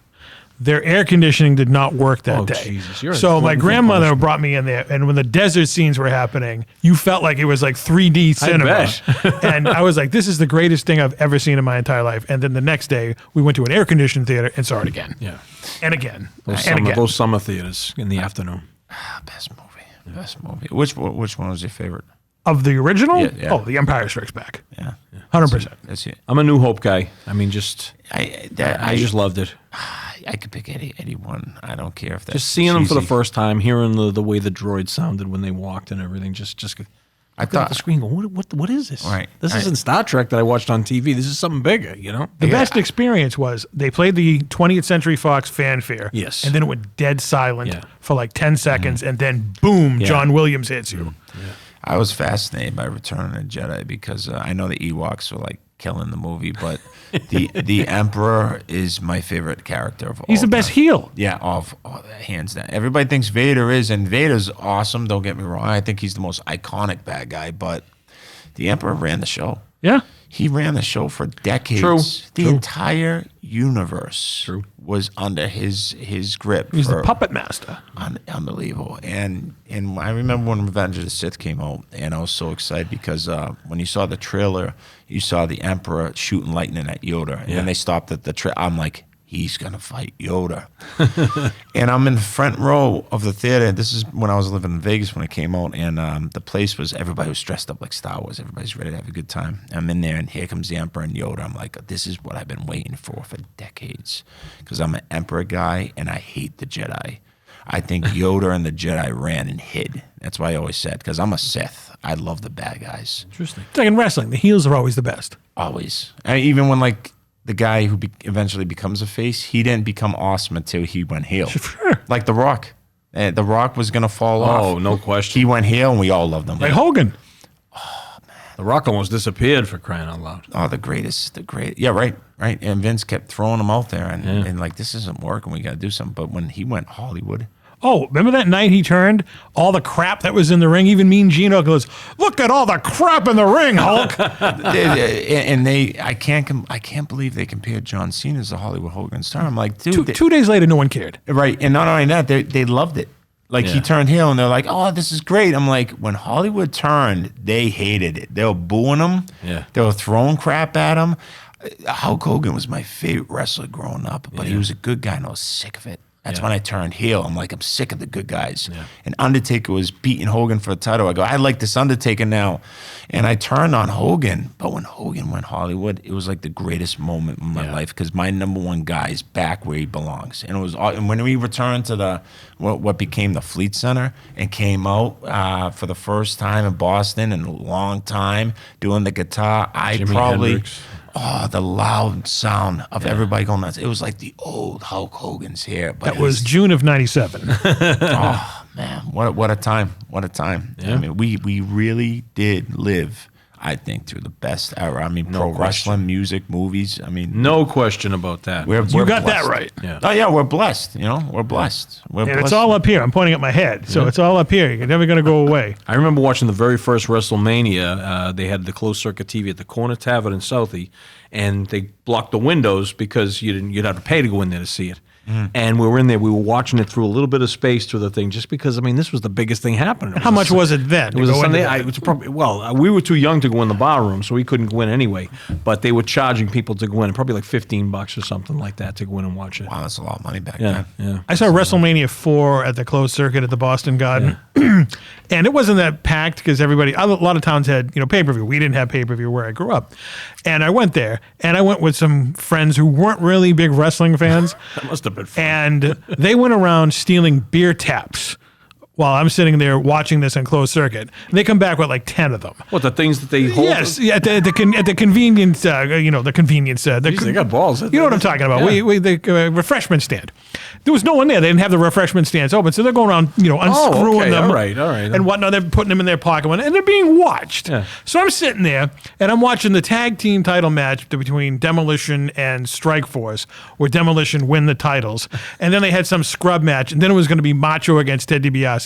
They threw us out right before Macho's intro. You must have been I was so pissed. pissed. Macho's his guy. I was so bullshit. I didn't talk to these kids for like months, and now I go up to see them all the time up in Amesbury. They're my nephew's father That's and whatnot. funny. And I always remind them around this time of year. Like, I remember, maybe you still owe me $15 for getting thrown out of there. Man, that sounds and like- this was before the internet, so I had to call the Captain Lou hotline to find out who won the title. And I was bullshit. I was like, and then I saw it like the next day. Someone brought the VHS in, and I was like, I could have seen this on a movie screen. And these imbeciles, Listen, you. What did he used to call people? I mean, it's the Hammerneggers or whatever. Oh, that was Heenan. Heenan, yeah. But I could just see you like dialing I'm up, like, say, this is the Captain Lou hotline, and Macho Man won. I was like, oh, dragging it out to the won very the title, end. won the title, because I thought DiBiase may have won it, but I was bullshit. That's a bitch. Macho Man, Randy Savage, man. Yeah, if there was any guy who was close to Hogan in the 80s, it was him. Oh, in my opinion, he was above. No. My buddy DC, remember DC Dillinger? I do not. He was in NECW with Sheldon Goldberg. Okay. Yeah, he was like his main guy that he used, and DC's favorite guy was Macho Man. You couldn't tell him that he was the same way. He goes Macho over Hogan any day. Yeah. But Hogan is what he is to wrestling. I got to hang with Macho for a little bit when he got the Harvard Lampoon's Man of the Year award. Yeah. We were taping it and whatnot, so I actually got to go in the ring and videotape it. So I can say I have been in a wrestling ring with Macho Man. That's pretty That's cool. big time. It was awesome. That's big And I time. have a video out on our YouTube channel. I did it all in NWO black and white and all of the other Nice. cool stuff. But Yeah. I was in the ring with Randy Savage. Man, that's legendary. That's cool. Because Macho Man, come on. He's one of the top guys, hands down. Yep. Remember they were doing that angle in WCW when Macho Man almost fought Raven? And Oh, yes. And everybody wanted to see that because Raven wasn't like he was good in WCW until they They dumbed his character down. yeah, absolutely did it. But when they were first using him, like, okay, you're using him right. You're using him exactly how we liked him in ECW. And then Macho and him had that interaction, and everybody was like, let's do this. And then it went nowhere. It was crazy. They pulled the plug on it. You know why? Because they were afraid he was going to get over, and the top guys would be like, "Oh, wait a minute, no." Yeah, I think so. You definitely, absolutely could be right there, and that's a shame because I was such a fan of both of them. I was like, wow, this could be. They were great. kind of similar in a weird way. Yeah, and they were both outcast if you think about it. Yeah, they would put together a hell of a match. It would have been tremendous. Tremendous. Oh God, I loved obviously we all like Jake's DDT, but Raven's even flow I loved because he kicked his legs up. It just looked more devastating. But don't get me wrong, Jake is Jake. Jake's Jake. Yep. Yeah, I mean nobody argues with that. I mean Raven would sit here and tell you the same thing. Yeah. And that's what's funny. Raven was one of my favorite wrestlers, and I actually got to work him in Rhode Island on the show because I had my gear in the trunk, and I was there just to see my buddies in the locker room. Wasn't it the rumor, or it could be the truth, that his family owned the National Enquirer? Really? Oh, I know he's rich. I know. He's rich. I think that's actually his dad or his uncle or somebody was affiliated with the National Enquirer. No, I could definitely see it. Because he's from Florida. I think that's where it came out of, or whatever. I have no idea. That's interesting. Someone out there may know the answer to that. Yeah, maybe. I mean, I heard he's rich, right? That comes from somewhere. And is that still in publication? It's online. It's on it's a Facebook page. They report on there. Oh, okay. And it's not the printed thing. It's anymore. not the tabloid. Although you might be able to still get it for $15 at the checkout line. Yeah, unbelievable. I thought they so did. I had a couple of questions from a viewer, or should I call it a viewer or a listener? Well, it depends. All right, it's my girl Tosh Lent. Okay, she wanted to know, since you're from the area, do you remember these places? Do you remember the Highland Cafe? I do. And we used to go there for pizza all the time. It was a great place. Now it's a Mexican joint. You don't have to give it a review, but you want to know if you remember them. You remember Papa's? No. Okay, that was on Highland Ave also. And they used to have two dishes there were outrageous. They had calzone sticks, which were unbelievable. And they had chicken Christopher, was this dish with chicken with rice. Did he discover America? And she wanted to know if you've ever been to Pearl Street Depot. Pearl Street Pearl Street down in Malden. Was it Depot too? Do you remember that?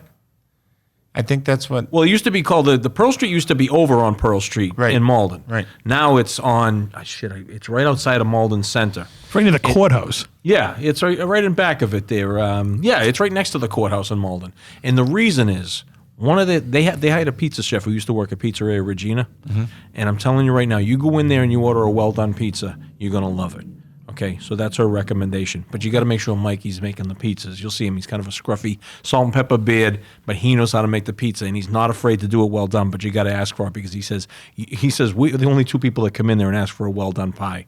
He says because everyone else, if I put it out a little bit well done, they go, "This is burned." That's the best. Yeah, well, that's the best way to have a bar so pizza. He's afraid to do it. So after we order it well done, we go out and say, "Mike, that's for us," and he knows, and I slip him a couple bucks. So I'm assuming you like New Haven style pizza. No, it's like a New York slice. Oh no, I get. But did you ever try the New Haven style? The closest I got to it was we went down to Mohegan Sun and they had a Frank Pepe's at Mohegan Sun. No, don't do that. It was terrible. Yeah, it was absolute. Well, we were going in before. Who the hell were we seeing? Some country singer that she likes. I've had it there too. It was brutal. Yeah, I've had it there. She goes, "What the hell is this?" And I says, "This isn't New Haven pizza. This is bullshit." When I drive to Jersey in a couple of weeks, we have to go through New Haven. I'm going to try to go to either Frank Pepe's or Sally's to get the authentic New Haven pizza. Don't underestimate modern. Modern? Oh my! I'm writing this down. Yeah. Well, it's like what kind of pie do you like? Do you like a cheese flavored pie or like more sauce? You know what I mean? Like what's more? Depends on the day, honestly. Yeah. Because like Sally's of Beats is what you need for the sauce. Well, they have a whole sauce one as well, don't they? Yeah, I mean, I'm not into that. I need cheese. Yeah, right? Yeah, it's not a pizza. It's just basically, ragu on dough. Yeah. Don't get me wrong. If I'm drunk and you put that out there, I think it's like heaven. You and me hit the both. table. Right, the heaven hit the table, and no cheese, whatever, no problem. And I'm sure the sauce would taste great. But Sally's is really the sauce favored. Frank's is kind of like the closest thing to Regina's. Okay. Like it's going to take more like Regina's than kind of their style, and that's not a knock on Have you ever had Monty's in Lynn? Yes, I have. I've had Monty's a lot. One of my best friends, Eric, lived right near that area, and that used to be one of our drunk places. And it was one of Portnoy's highest scores, I think, was Monty's. Well, he did that because he was just starting, so he was throwing 9s and 10s around. Gotcha. More left, right. And he lived right around the corner. I think that was his childhood pizza joint. Oh, okay. Yeah, and he tried to act like it was his first time having, but everybody knew he was. Yeah, everybody knew for 30 I fell years. for it. I fell for it. No, he was from that. He was from that. He was right down the Okay, street. all right. Yeah, then my buddy, he was in Swampscott. He was right down the street from there. We had a Chinese takeout place that I'm trying to get a hold of Eric because me and him had a falling out. And actually, one of the reasons why I want to make peace with them is I want to find out the Chinese takeout place we used to go to in Lynn because it was the lobster sauce there. Wasn't the green tea, was it? No. If you said it, I would know. It wasn't the green. The lobster sauce there was. I have a friend who's a fireman in Lynn. Yeah. I will ask him. Oh yeah, no, that definitely. Do you know the area that it was in? I just got to get a hold of Eric, and we're actually trying to squash things because I go to Vegas every year and to visit, and he still lives there. And like we had a falling out, like we were both douchebags. We both pulled the douchebag move. We were both at fault. Kind of like making moves on each other's girls. I thought you were going to say he liked the pickle mayo cheese on his beef. No, we were being like we're in our 20s. In your 20s, like guys are gonna do guys things when they're in their 20s. Your brain hasn't actually matured yet until you're like 25 anyway. Right, but it's still like you don't do that to your friends. Yeah. So like I screwed up, he screwed up. Especially if you're from Boston, you don't do that. Well, Well, maybe you do. no, he's very Bostonian too. So like it's just it's unfortunate things, but I want to make peace with him so I can find out where that Chinese place was in London. Yeah. Eric, make peace because we may want to go there and try it. Don't wait too long. We ain't getting any younger. I had a similar thing. I knew a guy from the first grade, and we had a falling out, and it went for 4 years. Oh yeah. And he called me out on some shit that I thought it was unfair, but he reached out to me, and I sent him back the video of Sinatra bringing out Dean Martin and Jerry Lewis together. Sure, we talked about that with the Sinatra guy. And I sent that to him, and he knew that I accepted his apology. But the funny thing was, he said, I want you to meet me at Shannon's in Southie. At 4 a.m. Well, I'm not kidding you. This was around the tail end of COVID. So I go into Shannon's, okay? And, they were still like, if you order a drink, you got to order something to eat and all that. It was the rules were still kind of in effect. So I walk in the door, and he goes, Mike's in the back. Now, I had never been in Shannon's, but yet this guy knows why I'm here. So I'm like, all right, that's weird.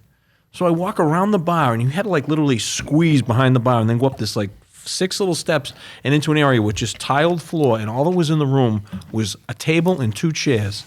And I'm like, What do you think of it, Joe Pesci and I'm gonna get Goodfellas getting fucking whacked? whacked. I'm gonna get fucking whacked. So I sat there and I'm waiting. All of a sudden the door opens, and I turn around real quick because I thought it was gonna be Joe Sweeney coming out with piano wire. But at any rate, I mean, I can't remember why I'm telling this story. Well, because we all want to know. We all want to know Making what peace. Making peace so we can get a just piece of listen. the Chinese food. Make peace because and now we're buddies again. So Southie, did you ever get any interactions with Whitey Bulger and his people? I was in a restaurant called the IA, Italian American. Great pizza back in the day. They used to put the bowl of grated cheese on when you ordered the pizza. They'd bring that out so you could just sprinkle around. And anytime I dated a girl that wasn't from Southie, I took her to the IA, and it worked. Let's just put it that way. So I'm in there one night this is when I'm much younger, and I said to my buddies, everybody that comes in the door talks to this dude. He goes, you don't know who that is? And I said, no. He goes, it's fucking Whitey Bulger. And I remember getting up and leaving because my father told me, he said, if you're ever in a place that he's in, if you can just get out. Because if he ever asks you to do something. You're on the hook forever. Yeah, right. So I took his advice, and I left. Me and my buddies came too. Like that, we were kind of done for the night, but it was just like, let's just go, because we didn't know. So this was pre-95 before he skipped town. Oh God, I was much younger. Yeah, it was probably yeah. Oh God, yeah. Yeah. I remember calling my sisters who were traveling at the time, took all the kids down to Six Flags in New Jersey or something. And this is back before internet and phones and all this. And I remember they called me to see how everything's going at home. And I said, you hear they caught Whitey?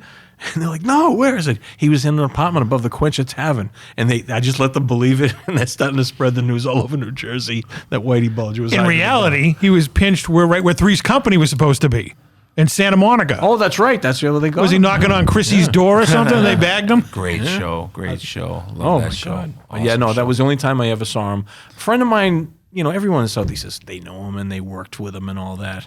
Yeah, that's like the cool thing to say. I was hanging out with somebody recently though who had a really good story. He lived on Silver Street, it's a little tiny street in Southie, and Whitey's girlfriend lived in an apartment on Silver Street. And this guy says he used to pick up his girlfriend. He was a kid now. He's 18, 19 years old. And he would pull down Silver Street and beep his horn. And the girl would come out, get in the car, and they'd leave. So he did this dozens of times. He said, one night I pulled down the street and there's a guy standing on the sidewalk. And he goes, come here. And then he's like, well, lean out of the car. He goes, what? He goes, put the car in park and come here. And the kid came across the street. He goes, you ever pull up to this house again and beep that fucking horn, you're going to die in that trunk and no one's ever going to hear from you again. And if anyone asks you who said that to you, just tell them Jimmy. So he told the girlfriend, she goes, Jimmy said that to you? He goes, yeah. She goes, oh, no, you can't do this anymore. And that was it. But another piece of mail comes to that kid's house in the fucking oven you go. So imagine that.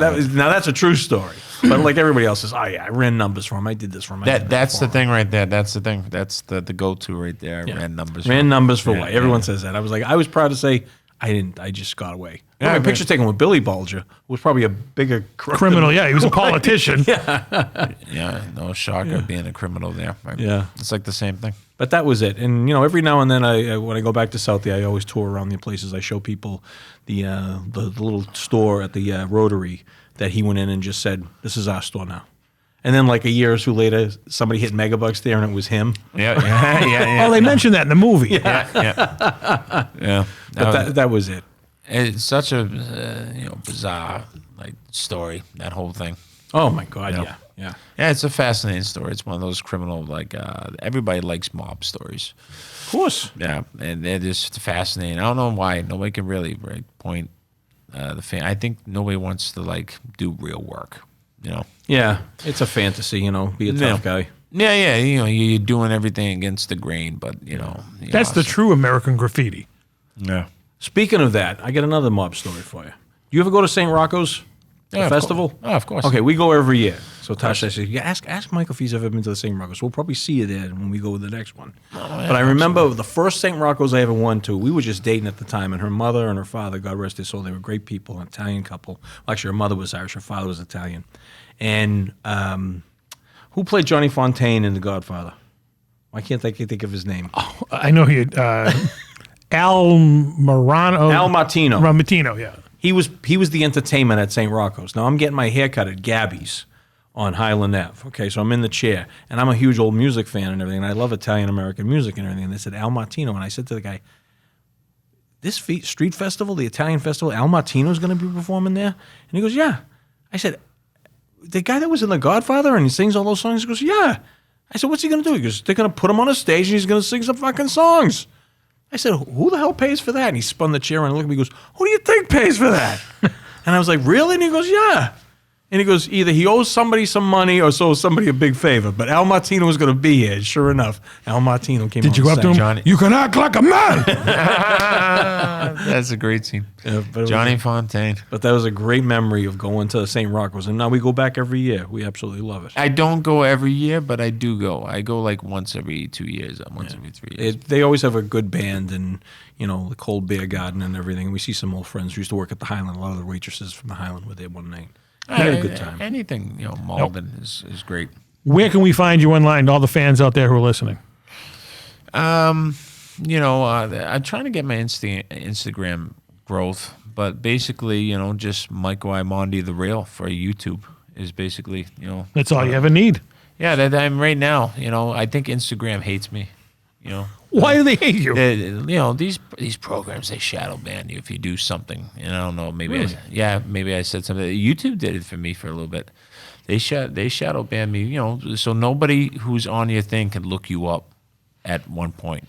And that's like what some of these social media things do. I guess sometimes you can break the rules without knowing you did it.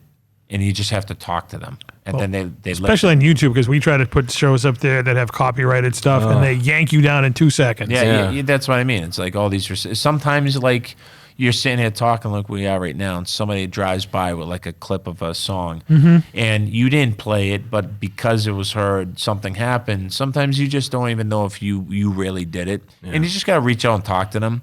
But I swear Instagram is using everything in their power to prevent me from growing whatsoever. I'm at 500 and something for the last almost 2 years because they're like, nope, you're not growing because I did something to piss them off. Interesting. Yeah, I don't know. I mean, I don't put politics or anything like that on there because they'll have a field day with that. That's probably best to stay out of that anyway. Yeah. If you're not on one side, you're screwed. Whatever it is, it could be both sides. I don't care. But certain topics I stay away from, so I don't get it. But that's the power of these things. Imagine if you like were living off of Instagram and they did that. You know what I mean? Like they all of a sudden did. It was like That could happen. I mean, absolutely. You got you got to walk a fine line, I guess. Yeah. It just sucks. That's why the YouTube's like the only thing I got going. Yeah. And I leave my email address for anybody to contact me in my description. So That's the way we can get a hold of him, because he's the real, He is. not the fake. Michael Imondi. Imondi. Some people might need to know us by your name. I appreciate that. All right, so get out there, follow him, and give him a shout out and give him a like, and tell him you heard him on After Hours, Yeah, the buddy. podcast. Anything final words you have to say for the No, real? I just listen. I just want to thank you for joining us because, like I said, huge fan, and this was a dream come true to have you sitting here. And when you walked through the door, I was a little blown away. All right, So, listen, this is a great time, guys. I appreciate it. I'm glad I you do. enjoyed it. Next time you come on, we're going to talk about wrestling. Old school wrestling. Yeah. Man, that'll be an awesome time. I mean, wrestling's great, man. And I love that the state it's in right now. I love It's getting back to where, it's getting better. It's great. I love the women way more than the guys. I really do. I've been watching lately. I got to my say, God. since it came on Netflix, I'm like, this is pretty good. And not only are they really good in the ring, they're so goddamn hot. Nice piece of coos. Oh my God! I'm a Becky Lynch fan. I'm with you 100%. Like she's. I mean, she does great in the ring too. She knows. But there's just something about her that's just like, this girl is a star. Absolutely, but I love EU. I love EU Sky. I do. I love her. She raves and oozes arrogance. Who's the chick with the mile-long ponytail? Bianca Belair. Is that who it is? The one who twirls it? Yeah. Yeah. She drives Yeah. me up the fucking wall. Yeah, she's facing EU in a thray dance at the at WrestleMania? At Mania. Yeah. Are those your favorite type of matches, the three-way dances, because of the three ways for the roast beef? I thought you were gonna say three-way because of those girls. Well, Because that would be lovely. to quote the legendary Ron Jeremy, I think of my stomach first before the other things. And plus, if you do a three-way with Bianca and Rhea, you might be in trouble. Yeah. Because those girls are something. I bet. They're world-class athletes. Bianca Belair is a national champ. Now, Track. WrestleMania is on Easter Sunday this year, right? 2 nights, yeah. Wow. Yeah, that's great that Patriots Day, right? Is Yeah, you got a Monday off. Yeah, A marathon. Yeah. Everybody, not everybody. I know some people still got to work Patriots Day, but I'm off. I'm excited. I get to get hammered during the Sunday show. I can't see the Saturday show because we're going to Metallica upstate New York. Oh, well, that's That- more important than WrestleMania. That supersedes it. You think the Sandman will come out? The greatest entrance music ever. Isn't that? Is when the crowd was singing it. Oh, man. Remember when Sandman returned to the arena and the lights went out, came on? That was one of the greatest crowds. It was only 1,200 people, and it sounded like 70,000. Was that at the Hammerstein Ballroom down in No, the arena. Oh, the old arena. Okay, yeah. The old arena, man. It was. I never got a chance to go to that one. I got to work there a match one time. What's it called now? Like the 2600 arena or something? I forget the address. I think it's like 2200 something. Swanson and Rittner. I know the address, but I don't know the name of it now. Yeah, they got that like the big number on the side, and they change. Like if you go in the arena, it's the same thing you saw with ECW, except you don't have the gray background. Like you used to saying, they blackened it all up, like the walls, so it kind of looks different, but you still feel. And the it. fact that the building is right under Route 95 in South Philly is great. Oh, my God. Surprised some drunk didn't come off of 95 and crash through the ceiling. I remember when I discovered ECW. I was out with my buddies, and I was like drinking, and you come home, and it was on Channel 27. Yep. And then I started Worcester, taping it. Boston. Yeah, and I started Yeah, taping it. yeah. I would put, what's the SLP mode, so I could fill it up with 6 6 hours hours, and yeah. just like go breeze through it. I remember coming home and saying, guys, you got to watch this. I'm telling you, this is awesome. That crowd chant, Yeah. EC dub, ECO's ball. It was like Quentin Tarantino ran a wrestling company. Yeah. Basically, is the analogy you can do it. I get you. Yeah, that makes sense. Yeah, and it's exactly what you needed at the time. Yeah. WWF had like Doink on. You're like, what is Jesus. going on here? The garbage man and whatnot. Yeah, it's like, what are we doing here? Then you watch ECW, you're like, okay, this is what Yeah. I want to see. That's what I was telling my buddies. I said, no, it's not that bullshit. Because Yeah. I stuck with the WWF through all that bullshit. And then, the Attitude Era and everything came back. And I was like, oh, thank Then you got God. at 3 a.m, you got Sabu flying through the air through tables Yeah. and people, Terry Funk lighting people on fire. And it was just like, Funkster. yeah. Between ECW and the state WCWs, and before they did the finger point of doom. Oh, yeah. That's when they really went downhill. But when you had WCW at its heights, ECW tights and the Attitude Era start, and you're like, this is the best era of wrestling right now. Man. It really is. My Monday second night was- favorite. My 80s will always be my favorite. I get with you on that one. With Hulk Hogan coming down as the big face, and his music hits in the old garden, and you can't hear a thing. Oh, I try to tell people that. My nephew is a huge sports fan. I go, you weren't alive for the Boston Garden. When Hogan was out there getting the shit knocked out of him by whoever, they used to stomp the floor so hard the building shook. Yeah. And you could, the rafters were literally falling down. Yeah. And well, that crappy building could have fallen down in seconds. But yeah, you're never going to experience anything like that ever again. You heard that Undertaker has heat with Hogan throughout the years, and they were talking about Hulk Hogan. And Undertaker goes, he's on Mount Rushmore. He has his place, and and they hate each other. And Taker's like, I don't care. He's still there. 100%. Well, to defend the guy, I know the guy has a lot of bad raps about him, but if it wasn't for him, there would not be wrestling. No. Absolutely, 100%. No one would know about it. Yeah, it's like I don't even give a shit about his wrestling ability because he can't work. He worked matches in Japan and he did a good job for his size, but so he can't work. It's just when you get to that level, you're trying to protect your body to last long. Sure. And Shawn Michaels started doing that. He started dumbing down his matches when he was world champ. He said, I kind of get why Hogan did this now. So everybody's like, he's not a great worker. I'm like, first of all, Hogan pretty much invented the, the shine, heat, comeback, finish. Like I drove Bobby Heenan around for one day. He doing an autograph session like 23 years ago. Guy's my idol. And I was picking his brain, no pun intended. And I asked him, what makes a good worker? Whoever puts asses in the seats. Oh, yeah. That's it. Absolutely. He goes, his exact quote was, if you're in this business for anything with money, you're a fool. Yeah, absolutely. And look how much money Hogan made. Bobby was awesome too. Look at the cast. Remember when Ric Flair threw that '92 Rumble promo? And everybody's like, that's like the greatest promo ever. You know why? Because he had Mean Gene, Mr. Perfect, And Bobby the Heenan. Brain, and Ric Flair all on the same screen. Sure. If you have that talent, and that's when that era defeats this era, is I think the work rate is going to be more because you learn as you go. You improve with everything. So their matches are going to be more technical and great to watch, but they don't have the charisma that those guys had in the 80s. None. Yeah. The promos aren't even going to be Because they have people writing the promos now. Back then, all right, here's your bullet point, go. Yeah. Oh my God. Here's And where they you could- start. Here's where you're going to finish. And they could go for 20 minutes. Ted DiBiase is heel talking, Jake's promos. Macho Man going nuts, sensational Sherry Screaming, doing her yeah. thing. Oh shit, there's great stuff. Even Zeus doing his thing, scaring you. Hulk Hogan. Baba. They had charisma. Dusty Rhodes and Ric Flair. Dusty Rhodes could have been a preacher somewhere. He drew people in with his words. Obviously, you look at the guy, he's like, Dusty Rhodes is not an athlete, but he was. But he just drew the people in because he looked in that camera and reached into their hearts and got them into the Remember, arena. like before cable and everything, when you had the UHF channels, and the promos were geared towards the wrestling match that was going to take place that night at the Boston Sure. Garden. That's the shit that hooked me in. When Morocco's talking about he's going to get snooker out on Causeway Street and the slush and the snow, and I'm looking out my window and it's slushing, it's snowing outside. We went and got tickets to that. on Primetime Wrestling, Bobby Heenan and Gorilla Monsoon hosted it. And they were always talking about going to Joe Teshi's in the North End. So we knew they were going to be there to do the commentary for Nesson, and we would wait outside early because they would go in and do a mic test. And God is my witness, I saw him, Bobby Heenan, Gorilla Monsoon, and Mean Gene all walk out of the garden and all walk over to Joe Teshi's, and we follow them. Not right behind them. I'm talking how old I was, like 14, 15 years old. That's cool. And they went in there, and they were in there for an hour, and they came out. They were like, they needed someone to hold them up.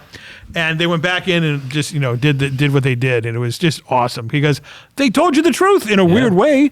Yeah. What a great show, too, Primetime Wrestling. They're best. Oh, my God. And Bobby and Gorilla were so awesome together. They were the Laurel and Hardy of professional wrestling. They really were. Yeah, you can't argue with that.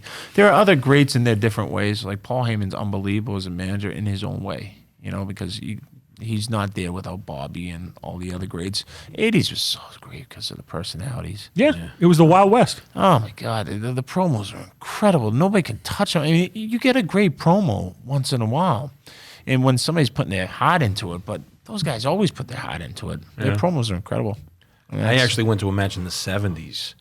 The main event was Bob Backlund versus superstar Billy Graham. Wow.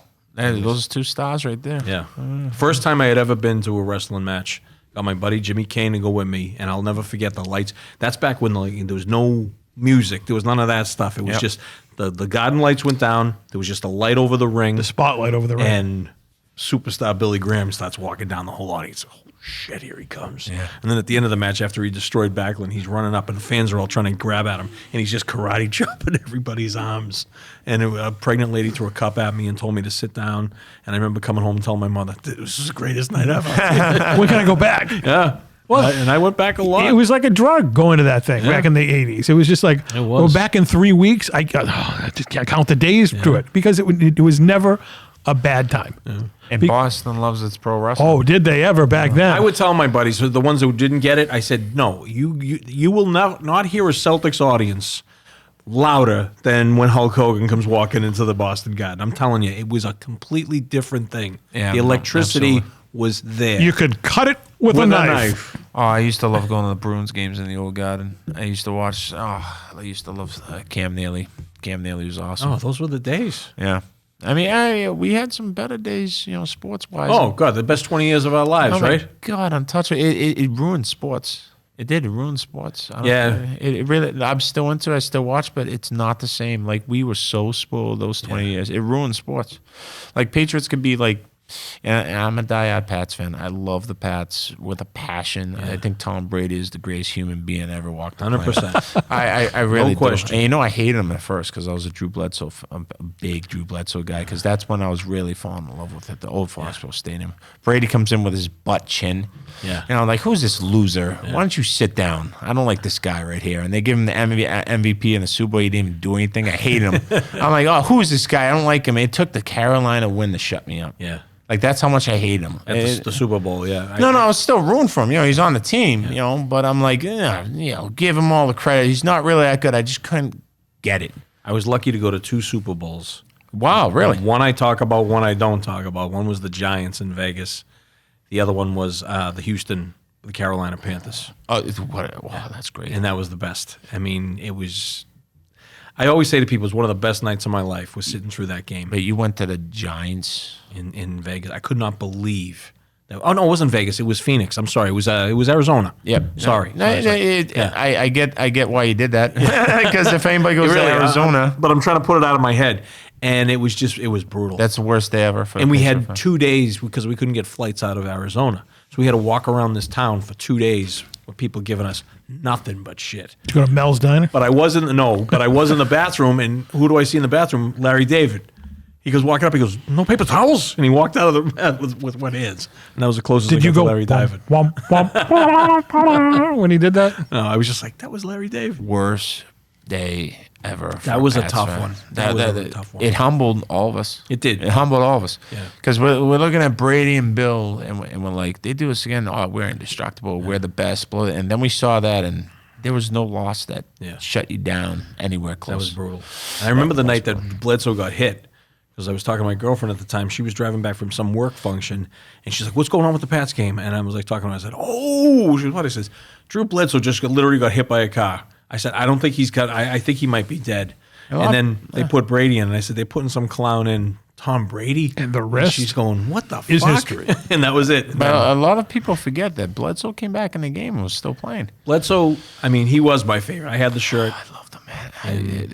Listen, what you're going to hear from a lot of Pats fans is, and I call a lot of them 2001 fans, 2002 fans. I call them because they weren't really watching. We went through some lean years. I remember the old the Foxborough Stadium, for Christ's sake, sitting on those metal benches. It was just like, you ever go to a game in Buffalo? Because that's exactly how Foxborough Stadium was. Dude, I was there the night. I can't remember. We were kicking their ass. Randy Moss caught a pass right in front of us. We were sitting down low, and the Buffalo fans were just seething at us. Oh yeah, and they're bad there. This Buffalo fan comes down and he goes, "Look, you look like really nice people. I just want to tell you something. This is a blowout. If I were you, I would leave because these fans do not like to lose." And we're like, you know what? Let's get the fuck out of here. He was right. We Buffalo can be really bad. Yeah. You drive through a neighborhood as it go into the thing. And my brother-in-law was with us at the time. He's got white hair and he's a heavier dude. And everyone thought it was Bob Kraft. And they're throwing cans at the limousine because he rented a limousine. Let's get the hell out of here now. It was brutal. It gets to the point that the fans think it's about them, and it's not. Yeah. It's like, it's a game. Calm down. And it's like Buffalo's like that, Philly's like that, the Raiders fans are like that. It's like, grow the fuck up. You want to see something interesting? A new show on A&E called Stadium Lockup. Have you seen this yet? No. They spent a year with the Cleveland Browns and their security team. It's on A&E. I think it is Wednesdays, maybe Wednesdays or Sundays. But look for it. Stadium Lockup, and it's their whole experience during a game. And at the end, it tells you how many fans were there, how many fans got arrested, how many fans got ejected. But you see some shit like going, what these guys must deal with. You know, I never really saw that when I was in Cleveland. I thought they were sweethearts. Well, I think they picked that stadium because it's kind of like, it wasn't anything crazy. I've seen worse stuff at Gillette. No, but Cleveland does, believe it or not, they do have a rep. Yeah. But I just never. Now, granted, like I could have taken the perfect route to avoid all the a-holes. You know what I mean? Like that sometimes happens. You get lucky. You can go to a stadium that's really nice and wind up, falling into the one or a couple of assholes that are in the stadium. That could happen too. But Cleveland were actually sweethearts. Yeah. I went to the Brady return game, and half of the stadium was Pats fans and going nuts when he hit the field. Was that when he came back as the announcer? No. When Brady came back playing after the suspension in 2016, and he came on, he threw like 400 yards. That's right. Yeah, which is awesome. He's like, I've been out for a year, but suspension 4 games. I'm back. Yeah, right. 400 plus yards. He's like, I didn't skip a beat. Keep an eye peeled for that show, though. It's I'm pretty definitely interesting. interested in that. If they ever did it at Gillette, though, Jesus, some of the stuff. I remember the playoff game where the Jets kicked it off and scored. They returned the ball for a touchdown, and we lost the playoff game. We were eliminated from the playoffs. I don't know what year it is, but I'll never forget the kid in front of me, right? 2010. Okay. This kid, you know how they do the flyover?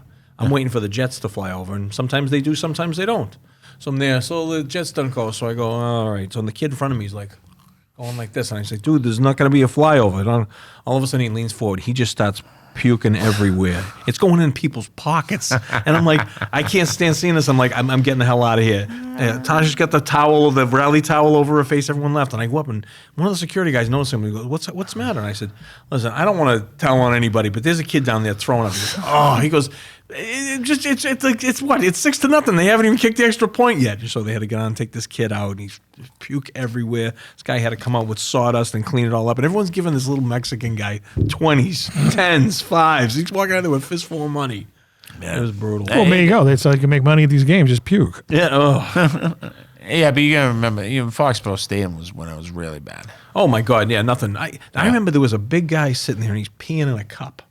All right, and he's a big dude, and he's trying, and his thumb is holding it in the cup. Yeah. Well, his thumb slips, and his dinghy starts going like this, and Beautiful. this guy in front of him goes, "Hey, this guy's peeing on me!" Just like that. Beautiful. That sounds like Foxborough Stadium. And he got up and left. I was trying to tell that to Buffalo.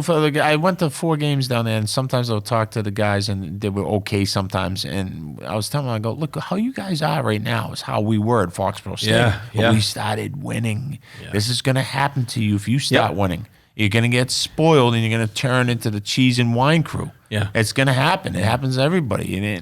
And eventually it will happen to them if they ever win, which I don't think they will, which is funny. It's still funny to me. Yeah. Because everyone's like, Josh Allen's saying, I'm still waiting. Yep. Still waiting. I mean, Patrick Mahomes is just going to put his pads on and just go to the Super Bowl because I see no threat in the AFC ever.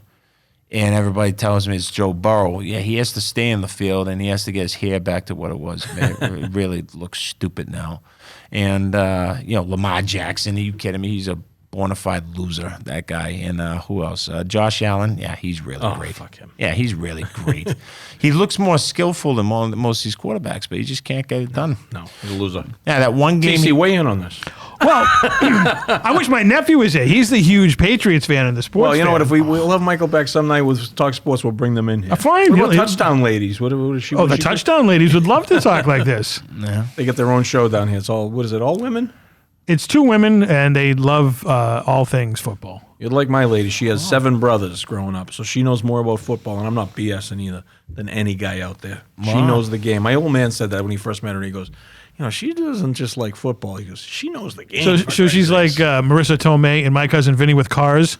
Yes, exactly. She does. She knows her stuff. She was so and hot. I'm very lucky because Marissa Tomei was so hot. Oh, yeah. Yeah. So once again, before we wrap it up here, give us all the information or where we can find you on YouTube, Facebook, all the socials. And this has been an unbelievable interview. I'm hungry now just me too. talking about it. I'm excited for you. I'm excited for Well, we're going to have to make this happen. Memorial Day weekend, I am going to break the 7-year hiatus, and I'm going to grab Stay in touch with Michael and stay in touch two with us. beefs. All right. One, the pickle mayo cheese, and the other one, the North Shore 3-way. All right, I'll make a deal with And you. I need to know where the best place to go is. I'll make a deal with you. All right. If you get the 3-way, which like you're saying right now, I'll get one with the pickles. All right. No, because I'm down with pickles. Deal. Yeah. So you name Nixon, Burlington, Londy's, and Peabody, and Bella's.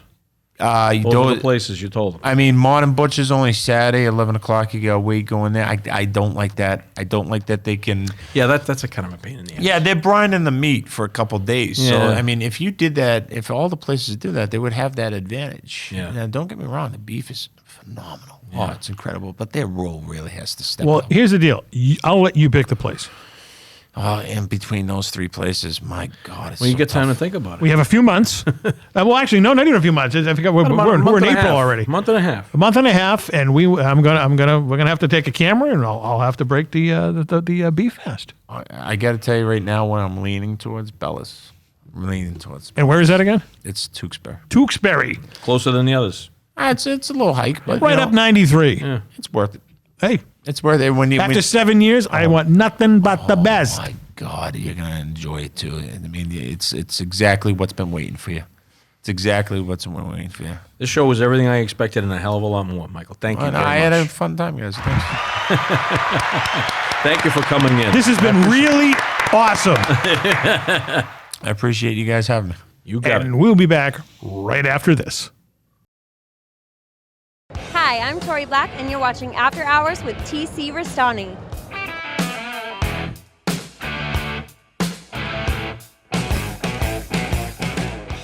Alrighty, welcome back from that big time commercial break. What an interview we just had there. I tell you, I don't know whether I'm more tired or more hungry right now, but a little bit of both. We went everywhere. We talked about the food. We talked about movies. We talked about football. We talked about from the A to the Z, like the Iron Sheik Las would Vegas. say. We talked about beer. We talked about pizza. We talked about clam chowder. Everything, man. Old times, new times. That was really awesome. Michael was a great guest. We're definitely going to have him back on during the commercial break. We talked about when I'm going to go for that roast beef sandwich. That's exciting. That Over is exciting. Memorial Day weekend. Yep. And hopefully it ain't the last roast beef I ever have. No. And we're going to videotape it, and we're going to bring him back after I had that. We're going to chat about my experience having roast beef. I'm not going to go back to it after that. No. That's just a one-time deal. I got to be honest with you. I think you earned it. All right. I think you 7 earned it. years. Yeah. You've been a good boy. I have been a good boy. 7 years. Time for a reward. All right. All right, and I'm going to have the 2 sandwiches. I'm going to have it the North Shore style, the 3-way. That is the sauce. Mayo, barbecue sauce, and cheese. Okay, and then it's the other way that I had it before, which was the pickle mayo cheese. Yeah. So I'm gonna be The only loving it. difference would be pickles and the barbecue sauce, really. So It's true. And That is Michael true. told us how to eat it. He goes, you get through that first layer of barbecue sauce, then you can taste your beef. So it's a mixture. So that's why I'm going to do it the original way that I enjoyed it first, Yep. and then I'm going to try it with the barbecue. Because if I did the other way, I may have the barbecue sauce taste on my tongue, and Yeah. I'm not going to enjoy Good it. point, good So I'm point. going to do it that way. Bring- like Burger bring- King, have it your way. Bring some sherbet. Isn't it a sorbet? It's like the palate cleanser. All the Richie Titsy people do that. Really? Okay. Yeah, eat a little spoonful of sorbet and it cleans your palate. Isn't sherbet an ice cream? Yes, it is. You're right. But No, it's not ice cream. It's a sherbet. yeah, it's a sherbet. I don't know what the deal is with that. We should have a whole show dedicated to that. Maybe he knows a lot about that. Yeah. I'd have to taste it. I really never had a sherbet. You know what my favorite sherbet was as a kid? Remember the cannonballs? Oh yeah, with the gumball. The gumball at the end. Oh my God! I used to go up to my cottage up outside of Worcester, Massachusetts, and there was this old guy by the name of Mr. Dickey. He was Mr. Dickey. He was about 300 years old, and he had this little red ice cream truck. And I was introduced because I was like 6 years old to cannonballs with the wooden spoon. That's right. I'm just thinking of our buddy Glenn Quest. Yeah. He used to call something mixed Mr. Dickey. Hey ladies, That- here comes Mr. Dickey. There's a little cannonball at the end. We love you.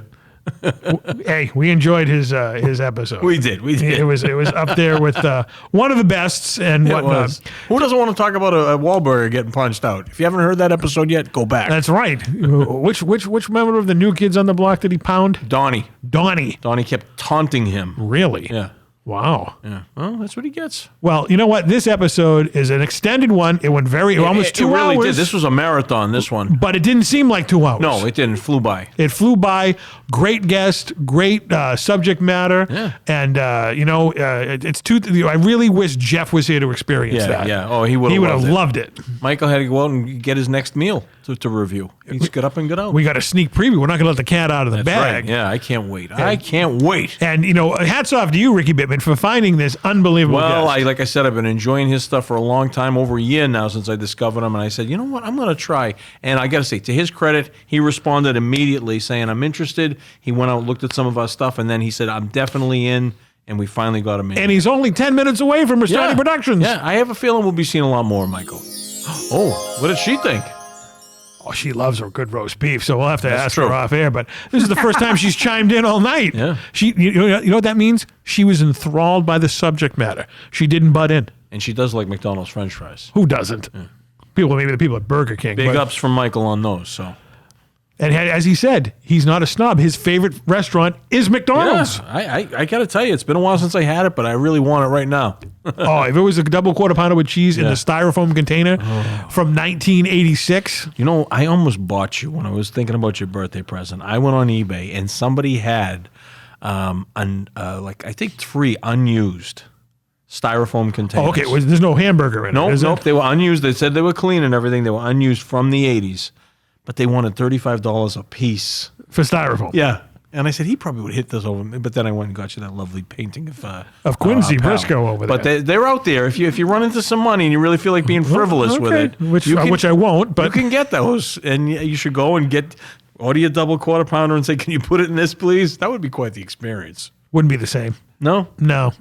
I think they put less preservatives back then than they do now. Oh, okay. Well, Because have you seen that thing? Some guy bought a McDonald's sandwich in 2009, yeah, he left it out. But I mean, and it still looks the same. who knows? You could leave any food out. Maybe it'll be the same way. But people just don't do that. They just like to pick on McDonald's, I still have never yet had a Big Mac.